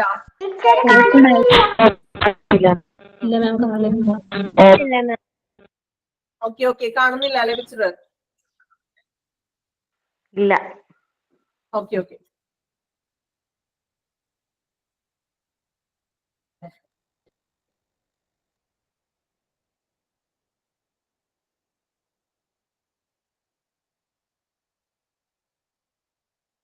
ഓക്കെ, അപ്പൊ ഡിഫിബ്രിലേഷൻ എന്താണെന്ന് ക്ലിയർ ആയല്ലോ എല്ലാവർക്കും? മാം, ഈ ഡിസിബിലേഷൻ പറയണതേ ഈ പെട്ടെന്ന് നമ്മള് സിനിമയിലൊക്കെ കണ്ടിട്ടുണ്ടല്ലോ, രണ്ട് സാധനം വെച്ചിട്ട് ചെസ്റ്റിൽ വെച്ചിട്ട്, അതല്ലേ? അതെ അതെ, അത് തന്നെ. അതാണ് ഞാൻ പറഞ്ഞത്, നിങ്ങൾ കണ്ടിട്ടുണ്ടാവും. പക്ഷെ നമുക്ക് ഒരു ഡിവൈസ് ആണെന്ന് അറിയാം, പക്ഷെ അത് എന്തിനു വേണ്ടിയിട്ടാണെന്ന് നമുക്ക് അറിയണ്ടാവില്ല അല്ലെ, അറിയാൻ പാടില്ലായിരിക്കാം. പക്ഷെ ഇതിന് വേണ്ടി പമ്പ് ചെയ്യാൻ പറ്റിയല്ലേ? എന്താണ് പമ്പ് ചെയ്യാൻ പറ്റില്ല. പമ്പ് ചെയ്യാൻ ക്ലിയർ ആവുന്നില്ലല്ലോ. പമ്പ് മാം ആ ചെയ്യാൻ ഡിവൈസ് പറ്റിയത്. യൂസ് ചെയ്യുന്നതേ ഹാർട്ടിന്റെ ആ ബീറ്റിന്റെ അതായത് ഇപ്പൊ നമ്മൾ പറഞ്ഞില്ലേ, ഇപ്പൊ ഹൃദയസ്തംഭനം ചിലപ്പോൾ നിലയ്ക്കുകയോ അല്ലെങ്കിൽ നോർമൽ ആയിട്ടുള്ള ഒരു ഗതിയിൽ നിന്ന് അതിൽ വല്ല വ്യത്യാസം കാണിക്കുകയൊക്കെ ചെയ്യുമ്പോൾ നമുക്ക് ചിലപ്പോൾ ഹൃദയം നിന്നോ എന്നുള്ള അവസ്ഥ നമുക്കറിയാലോ അല്ലെ, ആർക്ക് ജീവൻ പോകും അല്ലെ. അപ്പൊ ആ ഒരു പ്രോപ്പർ ടൈമിൽ ഈ ഒരു കറന്റ്, ഒരു ഇലക്ട്രിക്കൽ ഇതാണ്, ഒരു കറന്റിന്റെ ഒരു ഇതാണ് ശരിക്കും നമ്മുടെ ശരീരത്തോട്ട് ഈ സംഭവം വെക്കുമ്പോൾ അവിടെ പ്രോസസ്സിങ് ചെയ്യുന്നത്. അപ്പൊ അങ്ങനെ ചെയ്യുമ്പോ എന്ത് ചെയ്യും, നമ്മൾ നോർമലി ആ ഒരു ഇതിലോട്ട് വരാം. ബൈ ചാൻസ് ചിലവർക്ക് ചിലപ്പോൾ വരാതിരിക്കാം, അല്ല അത്രയും ക്രിട്ടിക്കലൊക്കെ ആവുമ്പോ, പക്ഷെ ചിലവർ അതിൽ നിന്നും റിക്കവറി ആയി വരാം. ഓക്കെ, ഇതിനു വേണ്ടിയിട്ടാണ് അപ്പൊ ആ ഒരു പ്രൊസീജിയർ നമ്മൾ ഈ ഡിഫിബ്രിലേഷൻ എന്ന് പറഞ്ഞത് ചെയ്യുന്നത് കേട്ടോ. ഓക്കെ, ഇനിയിപ്പോ നിങ്ങൾക്ക് അറിയാൻ പറ്റുമല്ലോ. നമുക്ക് നെക്സ്റ്റ് പിക്ചർ ഒന്ന് നോക്കാം കേട്ടോ. നിങ്ങൾക്ക് ഞാൻ ഏത് ക്ലാസ് കഴിഞ്ഞിട്ടൊന്ന് കാണിച്ചു തരാം കേട്ടോ പിക്ചർ. അപ്പൊ നമ്മളുടെ ടൈം പോണേണ്. പിക്ചർ എടുത്തിട്ടുണ്ടായിരുന്നു, ഞാൻ കാണിച്ചു തരാം എന്തായാലും. ഓക്കെ, നമുക്ക് കാണാൻ പറ്റുന്നുണ്ടായിരുന്നില്ലല്ലോ രണ്ടാമത്തെ പിക്ചർ അല്ലേ? ഇല്ല ഇല്ല മാഡം. ആ ഓക്കെ, നെക്സ്റ്റ് ഞാൻ മ്യൂട്ട് ചെയ്യണം എല്ലാവരും. നെക്സ്റ്റും കൂടി ഒന്ന് ആ പോയിന്റ്, ഒരു സെക്കൻഡ് പോയിന്റ് വരെ ഒന്ന് പറഞ്ഞിട്ട് വേണം നമുക്ക് ക്ലാസ് വൈൻഡ് അപ്പ് ചെയ്യാനായിട്ട് കേട്ടോ. പിക്ചേഴ്സ് ഞാൻ കാണിച്ചു തരാം എന്തായാലും. ഓക്കെ, ഇനി എക്യുപ്മെന്റ്, ഡ്രഗ്സ് ആൻഡ് മോണിറ്ററിങ് കേട്ടോ. നെക്സ്റ്റ് ആണ് എക്യുപ്മെന്റ്, ഡ്രഗ്സ് ആൻഡ് മോണിറ്ററിങ്. നോക്കാം. എക്യുപ്മെന്റ് എന്ന് പറഞ്ഞാൽ നമുക്കറിയാലോ, ഉപകരണങ്ങള് അല്ലെ. ഇനി ഡ്രഗ്സ് മീൻസ് മെഡിസിൻസ് അല്ലെ. മെഡിസിൻസ് എന്നുള്ളൊരു മീനിങ് തന്നെയാണ് ഡ്രഗ്സിൽ വരുന്നത്. ഇനി മോണിറ്ററിങ് നമുക്കറിയാലോ, നമുക്ക് ICUലും അല്ലെങ്കിൽ ഷിഫ്റ്റ് ചെയ്യുമ്പോൾ മോണിറ്ററിങ് വേണം എന്ന് പറഞ്ഞു അല്ലെ. അപ്പോ അങ്ങനെ വരുന്ന കാര്യങ്ങൾ എന്തൊക്കെയാണെന്നാണ് ഇപ്പൊ നോക്കുന്നത്. ഫസ്റ്റ് പോയിന്റ് നോക്കാം. A proper inspection with the provision of all life-saving drug is compulsory for transfer of all patients with level 1, 2 and 3 critically are needs. നമ്മൾ പറഞ്ഞില്ലേ ലെവൽ 1, 2 and 3 ആണ് ഇത്തിരി കുറച്ചും കൂടി ക്രിട്ടിക്കൽ ആയിട്ടുള്ള പേഷ്യൻസ് ഉൾപ്പെടുന്നത്. 0 നമ്മൾ പറഞ്ഞു അത്ര ക്രിട്ടിക്കൽ അല്ലാത്തൊരു സിറ്റുവേഷനിലുള്ള പേഷ്യൻസ് ആയിരിക്കും അല്ലെ. ബട്ട് 1, 2, 3 എന്താണ് കുറച്ച് ക്രിട്ടിക്കൽ ആയിട്ടുള്ള പേഷ്യൻസ് ആണ്. അപ്പോ ഇങ്ങനെയുള്ള ലെവൽ 1, 2, 3 ക്രിട്ടിക്കൽ കെയറിലുള്ള പേഷ്യൻസിന്റെ എല്ലാ രോഗികളെയും ട്രാൻസ്ഫർ ചെയ്യുമ്പോൾ അതിനുള്ള അവരുടെ ജീവൻ രക്ഷ, അതിനുള്ള മെഡിസിൻസ്, ഡ്രഗ്സ് അല്ലെ, അവർക്ക് വേണ്ടിയിട്ടുള്ള എല്ലാ ഡ്രഗ്സും കാര്യങ്ങളും കമ്പൽസറി ആയിട്ട് അല്ലെങ്കിൽ മരുന്നുകളും എല്ലാ വ്യവസ്ഥകളോടും കൂടിയിട്ട് അല്ലെ, ആ ഒരു എല്ലാ ഡ്രഗ്സും കാര്യങ്ങളും prepared with all drugs and devices need. ഇപ്പോ എയർവേ ഓപ്പറേഷൻസിൽ അല്ലെങ്കിൽ ഓക്സിജൻ ഉണ്ടാവാം, ചിലപ്പോൾ വെന്റിലേഷന്റെ സഹായം വേണ്ടുന്നവരുണ്ടാവും അല്ലെ. അങ്ങനെയുള്ളൊരു സിസ്റ്റം വേണ്ട അത്യാവശ്യമുള്ളതെല്ലാം എന്തായിരിക്കണം, സജ്ജമാക്കിയിരിക്കണം അല്ലെ. അത് അങ്ങനെയുള്ള എക്യുപ്മെന്റ്സ് എല്ലാം സജ്ജമാക്കിയിരിക്കണം. ഏത് ലെവലിൽ വരുന്നവർക്കാണ് ഇതെല്ലാം ആവശ്യമായി വരുന്നത്? 1, 2, 3 3 ലെവലിൽ വരുന്നവർക്കാണ്. നമ്മൾ നേരത്തെ പറഞ്ഞില്ലേ 0 എന്ന് പറയുമ്പോൾ വലിയ പ്രോബ്ലംസ് ഒന്നും ഇല്ലാത്ത പേഷ്യൻസ് ആയിരിക്കും അല്ലെ. ഈ 1ലും 2ലും 3യിലൊക്കെ വരുന്നവർക്ക് അതിന്റേതായിട്ടുള്ള, ചിലവർക്ക് ഓക്സിജന്റെ ബുദ്ധിമുട്ടുള്ളവരുണ്ടാവാം, ചിലപ്പോൾ വെന്റിലേഷൻ, അതേ വെന്റിലേഷൻ എങ്ങനെയാണോ ആ ഒരു സെറ്റിംഗിൽ തന്നെയായിരിക്കും ആൾ ട്രാൻസ്ഫർ ചെയ്യുന്നത്. ഇങ്ങനെയുള്ള സജ്ജീകരണങ്ങൾ എന്ത് ചെയ്യുക, കമ്പൽസറി ആയിട്ട് അതിനുള്ള സെറ്റിംഗ്സും കാര്യങ്ങളും ചെയ്യുക. ഇനി ഓക്കെ, നെക്സ്റ്റ് വരുന്നത് all the inspection needs to be confirmed before beginning of transfer together with the starting of infusion drugs അല്ലെ. അതായത് ഇൻഫ്യൂഷൻ ഡ്രഗ്സ് മീൻസ് പുനരുജ്ജീവനത്തിനുള്ള ഡ്രഗ്സ്, മെഡിസിൻസ്, പെട്ടെന്ന് റിക്കവറി ആകാനുള്ള ഡ്രഗ്സ് ഒക്കെ ഇല്ലേ. അതായത് മീൻസ് ഇപ്പൊ പെട്ടെന്ന് ഇപ്പൊ ഞാൻ പറഞ്ഞില്ലേ നമുക്ക് സ്ട്രോക്ക് ഒക്കെ വരുമ്പോൾ 4 മണിക്കൂറിനുള്ളിൽ ആ ഒരു ഇഞ്ചക്ട് ചെയ്യണം, അതിന്റെ ഒരു മെഡിസിൻ ഉണ്ട്. അത് ഇഞ്ചക്ട് ചെയ്താൽ മാത്രം ആൾക്ക് ചിലപ്പോൾ ജീവൻ തന്നെ തിരിച്ചു കിട്ടുള്ളൂ. ചിലപ്പോൾ ഒരു നമ്മള് 4 മണിക്കൂർ കഴിഞ്ഞു, 5 മണിക്കൂർ, 6 മണിക്കൂർ കഴിഞ്ഞിട്ടാണ് നമ്മള് ആള് പേഷ്യന്റിന് എത്തി ഇഞ്ചക്ട് ചെയ്യണമെങ്കിൽ ആ ഇഞ്ചക്ട് ചിലപ്പോൾ ഫലപ്രദമാവണം എന്നില്ല അല്ലെ. അപ്പോ അങ്ങനെയുള്ള കുറച്ച് ഡ്രഗ്സ്, പുനരുജ്ജീവിപ്പിക്കാനായിട്ട് കഴിയുന്ന ഡ്രഗ്സിനെയാണ് നമ്മൾ എന്ത് പറയുക, ഇൻഫ്യൂഷൻ ഡ്രഗ്സ് അല്ലെ. അങ്ങനെയുള്ള ഡ്രഗ്സ് ആണ് പറയുന്നത്. ഇനി the drugs required for patient transfer involve muscles relaxants, sedative, analgesics, impropers and resuscitation drugs. Okay, നിങ്ങൾ ആദ്യമായിട്ട് കേൾക്കുന്ന വേർഡുകളൊക്കെ ആയിരിക്കും അല്ലെ. നോക്കിയേ, വേറൊന്നുമില്ല, ഈ അനലജസിസ് എന്ന് പറഞ്ഞിട്ടുണ്ടെങ്കിൽ വേദന സംഹാരി ഗുളികകളില്ലേ. ഇപ്പൊ നമ്മള് പെട്ടെന്ന് തന്നെ വേദന കുറയ്ക്കാൻ വളരെയധികം വേദന സഹിക്കുന്ന പേഷ്യൻസ് ഒക്കെ ഉണ്ടാവില്ലേ, അങ്ങനെയുള്ളവർക്ക് സെഡേറ്റീവ് ആയിട്ടുള്ള അല്ലെങ്കിൽ മയക്കത്തിലുള്ള അല്ലെങ്കിൽ ഉറക്കാനായിട്ട് അവരുടെ ആ വേദന മാറ്റുന്ന അങ്ങനെയുള്ളൊരു മെഡിസിൻസും കാര്യങ്ങളൊക്കെ ഇല്ലേ. അപ്പോ അങ്ങനെ വരുന്ന ഒരു പിന്നെ ഇൻട്രോപ്പസ് എന്ന് പറഞ്ഞിട്ടുണ്ടെങ്കിൽ ഈ നോർമൽ BP ഒക്കെ ഇല്ലേ, നമുക്ക് BP കുറയുന്ന ഒരു സിറ്റുവേഷനിലുള്ള പേഷ്യൻസ് ഒക്കെ ഉണ്ടാവില്ലേ, പെട്ടെന്ന് BP കുറയുകയോ അല്ലെങ്കിൽ കൂടുകയോ ചെയ്യുന്ന അവസ്ഥയിലൊക്കെ കുഴഞ്ഞു വീഴുക എന്നൊക്കെ നമ്മൾ പറയാറില്ലേ, കുഴഞ്ഞു വീണ മരണങ്ങളൊക്കെ നമ്മൾ കേട്ടിട്ടുണ്ട്. ചിലപ്പോ എന്താണ് ഈ BP പ്രോബ്ലംസ് ഒക്കെ ഉണ്ടാവും അല്ലേ. അപ്പൊ അങ്ങനെയുള്ളവർക്കുള്ള ഒരു മെഡിസിൻ ആണ് ഇൻട്രോപ്പസ് എന്ന് പറഞ്ഞാൽ ഈ BP ലോ ആവുന്നതിനും അങ്ങനെയൊക്കെ ഉള്ളൊരു മെഡിസിൻസ് ഒക്കെയാണ് ഈ ഇൻട്രോപ്പസ് എന്ന് പറയുന്നത്. സെഡേറ്റീവ് നിങ്ങൾക്ക് അറിയാലോ. ഇനി മസിൽസ് റിലാക്സ് എന്ന് പറഞ്ഞിട്ടുണ്ടെങ്കിൽ എന്താണ്, അതായത് ഈ നമുക്ക് മസിൽസിന്റെ അതായത് വേദനകളൊക്കെ ഉണ്ടാവില്ലേ, ഫിസിക്കലായിട്ട് വരുന്ന ബുദ്ധിമുട്ടുകൾ, സഹിക്കാൻ പറ്റാത്ത തരത്തിലുള്ള വേദനകളും കാര്യങ്ങളൊക്കെ വരുമ്പോഴാണ് ഈ സെഡേറ്റീവും അങ്ങനെയുള്ള മെഡിസിൻസ് ഒക്കെ നൽകുന്നത്. അപ്പൊ എന്തായിരിക്കണം, ഇതെല്ലാം നമുക്ക് പ്രോപ്പർ ആയിട്ട് ചെയ്യണം ഇങ്ങനെ ട്രാൻസ്ഫർ വേളയിൽ അല്ലെ. ഇൻഫ്യൂഷൻ മരുന്നുകളൊക്കെ അങ്ങനെ എല്ലാ പരിശോധനകളും എല്ലാം നമ്മൾ ആ ഒരു ടൈമിൽ ഈ ട്രാൻസ്ഫർ ചെയ്യുന്ന ടൈമിൽ എന്ത് ചെയ്യുക, ആ ടൈമിൽ നമ്മൾ സ്വീകരിക്കണം അല്ലെ. ഓക്കെ, ഇത്രയുമാണ് ഇന്നൊന്ന് നമ്മൾ ഡിസ്കസ് ചെയ്യുന്നത് കേട്ടോ. ഇനി നോക്കി, the person responsible patient transfer should assure correct supply of these emergency drugs. Correct ആയിട്ടുള്ള ഒരു സപ്ലൈ വേണം ആ ടൈമില്. ഈ എമർജൻസി ഡ്രഗ്സും മരുന്നുകളൊക്കെ ഈ നമ്മൾ ട്രാൻസ്ഫർ ചെയ്യുന്ന ആ ഒരു നമ്മള് ഗ്രൗണ്ട് ട്രാൻസ്പോർട്ട് ആണെങ്കിൽ ആംബുലൻസിൽ ഇതെല്ലാം പ്രോപ്പർ ആയിട്ട് എന്താണ് സജ്ജീകരിച്ച് വെച്ചിരിക്കണം എന്നാണ് പറയുന്നത് കേട്ടോ. Some of the drug may be needed to be prepared in prefilled syringes before the transfer. ഈ സിറിഞ്ചസും കാര്യങ്ങളൊക്കെ എന്ത് വേണം, പ്രോപ്പർ ആയിട്ട് ഫില്ല് ചെയ്ത് വെക്കണം. പെട്ടെന്ന് ആ ടൈമില് എന്തെങ്കിലും ഓൺ ദി വേയില് വഷളാവുകയാണെങ്കിൽ അല്ലെങ്കിൽ മരുന്നെടുത്ത് സിറിഞ്ച് എടുത്ത് പെട്ടെന്ന് അടുത്ത ടൈമിൽ ചിലപ്പോൾ നമുക്ക് ചെയ്യാനായിട്ട് പറ്റില്ല. ആ ഒരു മിനിറ്റിന് പോലും എന്താണ് ഓരോ പേഷ്യന്റിന്റെ ജീവന് വിലയുണ്ട് അല്ലെ. അപ്പൊ അത്രയും പ്രോപ്പർ ആയിട്ട് ഒരു സിറഞ്ചസില് എന്താണ് മരുന്ന് പോലും ഫില്ല് ചെയ്യുന്നുണ്ടെങ്കിൽ എന്ത് വേണം, ഈ ട്രാൻസ്ഫറിന് മുമ്പ് ഇതെല്ലാം എന്ത് ചെയ്യുക, സെറ്റ് ചെയ്ത് വെക്കുക.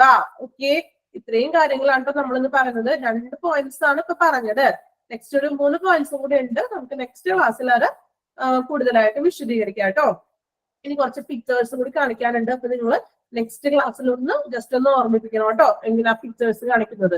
പിക്ചേഴ്സ് നമുക്ക് ഏതൊക്കെ കാണാൻ പറ്റുന്നില്ല എന്ന് പറഞ്ഞല്ലോ. ഓക്കെ, അപ്പൊ എന്തെങ്കിലും ടെക്നിക്കൽ ആയിട്ടുള്ള ഒരു പ്രോബ്ലംസ് ആയിരിക്കും. അപ്പോ നെക്സ്റ്റ് കുഴപ്പമില്ല, നമുക്ക് നെക്സ്റ്റ് ക്ലാസ്സിൽ അതിന്റെ പിക്ചേഴ്സ് ഒക്കെ എന്തായാലും കാണിച്ച് കുറച്ചും കൂടി ഒന്ന് വിശദീകരിച്ച് തരാം. ഓക്കെ, നമ്മള് ഇന്നിപ്പോ എടുത്തത് എവിടം വരെയാണോ, മോഡ് ഓഫ് ട്രാൻസ്ഫർ ആണ് നമ്മൾ തുടങ്ങിയത് അല്ലെ. മോഡ് ഓഫ് ട്രാൻസ്ഫറിൽ നമ്മൾ എന്ത് പറഞ്ഞു, ഗ്രൗണ്ട് ട്രാൻസ്പോർട്ട് ഉണ്ട്, എയർ ട്രാൻസ്പോർട്ട് ഉണ്ട്. ഗ്രൗണ്ട് ട്രാൻസ്പോർട്ടിൽ എന്താണ് നമ്മൾ പറഞ്ഞത്, മെയിൻ ആയിട്ട് ബേസിക് ലൈഫ് സപ്പോർട്ട് ആംബുലൻസ് ഉണ്ട്. നോർമലി അത്ര പ്രോബ്ലംസ് ഒന്നും ഇല്ലാത്ത പേഷ്യൻസിന് വേണ്ടിയിട്ടാണ് ബേസിക് സപ്പോർട്ട് ആംബുലൻസ്. നെക്സ്റ്റ് നമ്മൾ പറഞ്ഞു അഡ്വാൻസ്ഡ് ലൈഫ് സപ്പോർട്ട്. അഡ്വാൻസ്ഡ് ആർക്ക് വേണ്ടിയിട്ടാണ്, എൻഡോട്രയാക്കിൾ ഇന്റബുലേഷൻ ട്യൂബുള്ള പേഷ്യൻസ് അല്ലെങ്കിൽ അങ്ങനെയുള്ള പേഷ്യൻസിനൊക്കെ വേണ്ടിയിട്ടാണ് അഡ്വാൻസ്ഡ് ലൈഫ് സപ്പോർട്ട് ഉപയോഗിക്കുന്നത്. നെക്സ്റ്റ് നമ്മൾ പറഞ്ഞു MICU, കുറച്ചും കൂടി ക്രിട്ടിക്കൽ ആയിട്ടുള്ള അല്ലെങ്കിൽ എന്തെങ്കിലും ഒരു ബുദ്ധിമുട്ടുകളോ അല്ലെങ്കിൽ ക്രിട്ടിക്കൽ ആയിട്ടുള്ള ഒരു പ്രശ്നങ്ങളുള്ള സ്പെഷ്യലൈസ്ഡ് ആയിട്ടുള്ള അതിന് വേണ്ടിയിട്ടാണ് MICU ഉപയോഗിക്കുന്നത്. Then air transport. Air transport നമ്മൾ പറഞ്ഞു കൂടുതലും ഡെവലപ്ഡ് കൺട്രീസിലാണ് മെയിൻ ആയിട്ട് ഓർഗൻ ട്രാൻസ്പ്ലാന്റിനൊക്കെയാണ് എയർ ട്രാൻസ്പോർട്ട് ഉപയോഗിക്കുന്നത്. പിന്നെ നമ്മൾ പറഞ്ഞു ബെനഫിറ്റ്സ് അല്ലെ, ഈ എയർ ട്രാൻസ്പോർട്ട് ഏതൊക്കെയുള്ള സിറ്റുവേഷൻസിലുള്ള പേഷ്യൻസിനാണ് ഉപയോഗിക്കുന്നത് എന്ന് നമ്മൾ പറഞ്ഞായിരുന്നു. പിന്നെ നമ്മൾ പറഞ്ഞു അക്കമ്പൈനിങ് ദ പേഷ്യന്റ് അല്ലെ, പേഷ്യൻസിനെ അനുഗമിക്കുന്ന ഓരോ ലെവലില് ഇങ്ങനെയൊക്കെ വേണം. മെയിൻ ആയിട്ട് നമ്മൾ 4 ലെവൽസ് പറഞ്ഞു. ലെവൽ 0, 1, 2, 3. മെയിൻ ആയിട്ട് ക്രിട്ടിക്കൽ ആയിട്ട് വരുന്ന ലെവൽസുകൾ ഏതൊക്കെയാണ്, 1, 2, 3 ക്രിട്ടിക്കൽ ആയിട്ട് വരുന്ന സിറ്റുവേഷൻസ് പറയുന്നത്. ദെൻ നമ്മൾ പറഞ്ഞു എക്യുപ്മെന്റ്, ഡ്രഗ്സ് ആൻഡ് മോണിറ്ററിംഗ് അല്ലെ, പ്രോപ്പർ ആയിട്ടുള്ള 1ലും 2ലും 3 ലെവൽസിലാണ് കൂടുതലായിട്ടുള്ള എക്യുപ്മെന്റ്സും ഡ്രഗ്സും മോണിറ്ററിംഗ് സിസ്റ്റം വേണ്ടുന്നത്. ഇത് നമ്മൾ പറഞ്ഞു ഇൻഫ്യൂഷൻ ഡ്രഗ്സ് അല്ലെങ്കിൽ സെഡേറ്റീവ് ആയിട്ടുള്ള ഡ്രഗ്സ് അല്ലെങ്കിൽ ഇൻട്രോപ്പസ് അല്ലെ, അങ്ങനെയുള്ള പുനരുജ്ജീവിപ്പിക്കാനുള്ള മരുന്നുകൾ അങ്ങനെയുള്ള കാര്യങ്ങളൊക്കെ എമർജൻസി ആയിട്ടുള്ളത് അറ്റ്ലീസ്റ്റ് എന്താണ് സിറിഞ്ച് പോലും പ്രീഫിൽഡ് ആയിട്ട് ചെയ്യുക. ഇത്രയും കാര്യങ്ങളാണ് എക്യുപ്മെന്റ് ഡ്രഗ്സിൽ. നെക്സ്റ്റ് 3 പോയിന്റ്സും കൂടി വരുന്നുണ്ട് കേട്ടോ, നമുക്ക് നെക്സ്റ്റ് ക്ലാസ്സിൽ ഡിസ്കസ് ചെയ്യാം. പിന്നെ നെക്സ്റ്റ് ക്ലാസ്സിലെ പിക്ചറും കൂടി കാണിക്കാനുണ്ട്, അപ്പൊ അതും കൂടി നിങ്ങളൊന്ന് ഓർമ്മിപ്പിക്കുക. ഓക്കെ, ഇന്നത്തെ ക്ലാസ് അപ്പൊ നമുക്ക് ഇത്രേ ഉള്ളൂ. ക്ലാസ് വൈൻഡപ്പ് ചെയ്യാറായി. ഇന്നത്തെ ക്ലാസ് എല്ലാവർക്കും മനസ്സിലായെന്ന് വിചാരിക്കുന്നു. എല്ലാവരും ഓക്കെ ആണോ class? Okay ma'am. Okay ma'am. Thank you. Ma'am muscle relaxants എന്തുവാ? മസിൽ റിലാക്സൻസ് നമ്മളെ equipment muscle relax okay. Relaxants എന്ന് പറഞ്ഞിട്ടുണ്ടെങ്കിൽ ഇതുപോലെ അസഹനീയമായിട്ടുള്ള വേദനകളും അങ്ങനെയുള്ള ബുദ്ധിമുട്ടുകളൊക്കെ വരില്ലേ, മസിൽസിന്റെ ആ ഒരു ഇത് തന്നെ ബുദ്ധിമുട്ടുകളൊക്കെ ഇല്ലേ, വേദനകള്, അതിന് വേണ്ടിയിട്ടാണ് നമ്മൾ പറഞ്ഞില്ലേ സെഡേറ്റീവ് ആയിട്ടുള്ള മെഡിസിൻസ് കൊടുക്കുന്നത്. ഓക്കെ ഓക്കെ, നമ്മളെ ക്ലാസ് വൈൻഡ് അപ്പ് ചെയ്യാൻ കേട്ടോ. പിന്നെ എന്തെങ്കിലും ഡൗട്ട്സ് ഒക്കെ ഉണ്ടെങ്കിൽ നെക്സ്റ്റ് ക്ലാസ്സിൽ ക്ലിയർ ആക്കി തരാം. നെക്സ്റ്റ് ക്ലാസ്സിൽ ടീച്ചേഴ്സും കൂടി നിങ്ങൾക്ക് എന്തെങ്കിലും ക്ലാസ് മനസ്സിലാകാത്തതോ അല്ലെങ്കിൽ എന്തെങ്കിലും ഉണ്ടെങ്കിൽ നിങ്ങൾക്ക് ഫീഡ്ബാക്ക് അറിയിക്കാം കേട്ടോ. Okay okay, thank you all. Okay ma'am, thank U. Thank you ma'am. Thank U. Okay, thank you, ma'am.